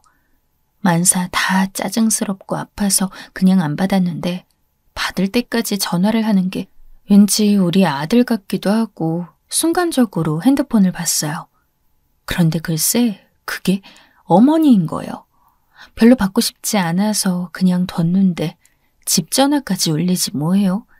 결국 어쩔 수 없이 받았는데 왜 이놈의 전화를 받았는지 내 손을 원망하고 싶을 정도로 짜증이 치밀더라고요. 야, 너 진짜 웬만큼 멍청이가 아니다 싶었는데 정말 정신이 나간 거냐? 네가 이번에 제대로 돌은 거야? 전화는 왜 안 받아? 왜 안 받냐고? 어머니가 이렇게 귀 찢어져라 빽빽거리며 소리를 지르시는 거예요. 뭘 다짜고짜 미쳤다는 건지도 모르겠는데 그냥 냅다 막 고함만 치시더군요. 너무 시끄러워서 전화기를 귀에서 잠깐 뗐는데 이어지는 말을 듣고 진짜 저 밑에서부터 한숨이 끓어오르더라고요. 너 나이 처먹었다고 이제 패는 게 없냐? 네 남편이랑 네 시애미가 우스워? 어디 하늘 같은 남편을 빈속에 빈 껍데기를 집에서 내쫓아. 명구, 지금 여기 와서 밥 먹고 있어. 너는 네 새끼 어디 가서 굶고 다니면 얼씨구나 소리가 나오겠다 참도. 어디 남의 집 귀한 아들 채가서 잘 해먹일 생각을 안 하고 내쫓고 있어? 너 머리채 한번 잡혀봐야 정신 차리겠냐? 어머니가 완전 앞뒤 분간이 안 되는 상태로 이렇게 폭발하시는데 정말 엄청 화가 나신 것 같긴 하더라고요. 그런데 그렇지. 사람이 적당히 할 말이 있고 안 할 말이 있는 거잖아요. 이때는 저도 정상적인 상태가 아니고 갱년기 증상이 심했어요. 감정 기복이 말도 못했고 정말 아무것도 안 해도 화가 치밀고 울음이 나던 때였어요. 그런데다가 어머니까지 이렇게 장작을 던져대시니 참을 수가 없더라고요. 본격적으로 제 심지를 건드린 건 이 말 때문이었어요. 나이 50이 넘은 남정네와 같이 사는 며느리한테 이게 어디 할 만한 얘기인가요? 니까짓 게 뭐가 그렇게 힘들다고 밥을 굶기고 있어? 나는 네 나이 때 돌도 씹어 삼켰어. 어디서 앓는 소리를 해? 이러다가 네 남편 영양실조로 굶겨 죽으면 다 네 탓인 거야. 쓰러져 죽을 것 같아도 밥은 해서 먹였어야지. 대체 이 꼴이 뭐냐? 저도 이때 뚜껑이 완전 열려버리고 가슴이 여기저기 아파고 답답하면서 속에 불이 막 뿜어 올라오더라고요. 나도 갱년기씩이나 될 나이면 이런 취급받을 나이는 아니잖아요. 이 나이 먹고서까지 시집살이하고 잔소리 들을 건 아니라고 보거든요. 진짜 머리가 쩌렁쩌렁 울리는 게 느껴질 정도로 저 또한 들이받아 버렸습니다. 말 똑바로 하세요, 어머니. 뭐 굶어 죽어요? 그렇게 귀한 아들 왜 저한테 보내셨어요? 데리고 사세요, 그럼. 저도 이제 나이 먹고 늙어서 아들 장가 보낼 나이인데 왜 어머니 아들을 저한테 이래라 저래라 하세요? 어머니나 저나 계급장 떼고 똑같이 맞붙어도 할 말 없는 또래 아니에요? 이때 숨을 훅훅 몰아쉬며 너무 질러대서 목이 약간 쓰린 것까지 느껴졌지만 저는 말을 멈추지 않았어요.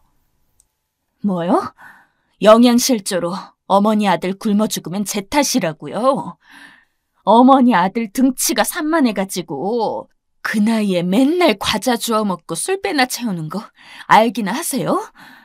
어머니야말로 저 이렇게 쪼아대고 스트레스 줘서 나중에 어떻게 그 화를 감당하실래요? 그럼 저 이러다 화병 나서 죽으면 어머니 탓하실래요? 어머니가 물어주실 거예요? 물어주실 거냐고요? 맨날 궁지로 몰려 물어 뜯기기만 하던 제가 쥐도 궁지에 몰리면 문다고 저 역시 확 물고 안 떨어졌어요. 듣고만 있던 며느리가 그냥 단순히 따지는 게 아니라 제정신이 아닌 상태로 아주 광기를 제대로 머금고 폭탄처럼 쏟아내니 본인도 어이가 없었나 봐요. 이후로 전화를 툭 끊어버리시더니 얼마 안 가서 남편이 집에 들어왔지 뭐예요. 저는 이놈의 남편이 제일 문제다 싶어 이 인간이 저한테 말 걸면 그 길로 받아치고 제대로 잡을 생각을 하고 있었어요. 그런데 또 이 얄미운 인간이 기차게 눈치는 빨라서 지 엄마와 저의 싸움 분위기를 알고 몸을 사리더라고요. 들어오자마자 잽싸게 씻고 안방에 들어가더니 이불을 갖고 거실에 나가서 몸을 말고 자는 게 아니겠어요? 그냥 저는 꼴도 보기 싫어서 계속 각방을 쓰고 있고 어머니 아들 영양실조 걸릴까봐 걱정되지만 밥은 안 차려줍니다. 엄마네 가서 먹으면 될 거 아니에요. 엄마 밥 그렇게 좋아하고 쪼르르 일러 바치는 주제에 무슨 마누라 밥을 얻어먹으려고 하나요? 찍소리도 못하고 컵라면이나 사와가지고 졸졸 끓여먹고 있는 꼴을 보니 아주 웃기지도 않아요. 어머니도 제법 나이가 드셨다고 예전만큼 잔소리를 하는 건 아니지만 종종 저렇게 잊을만 하면 제 속을 비틀어서 아주 쥐어짜실 때가 있거든요. 그런데 아들의 현 상황을 알아서 그런지 찍소리도 않고 그냥 계시네요. 저도 참 진즉 더 어릴 때 아예 선을 분명히 해버렸다면 그간 그렇게 가슴앓이하며 화병 키울 일이 없었을 것 같아요. 전 막내 장가 보내면 남편이랑은 절대 안 살 거예요. 남의 집 귀한 아들이 영감탱이가 되어서 여전히 마마보이처럼 굴고 밥 얻어먹으려고 하는 꼴 절대 못 봅니다. 제가 쌓인 것의 10분의 1, 아니 100분의 1도 못 내지른 것 같지만 아무튼 아주 조금은 후련해졌어요. 이래서 인생은 자신 있게 할 말은 해야 되는 것 같아요. 저의 인생이 앞으로도 좀 더 개운해졌으면 좋겠습니다. 그럴 수 있으리라 믿으려고요.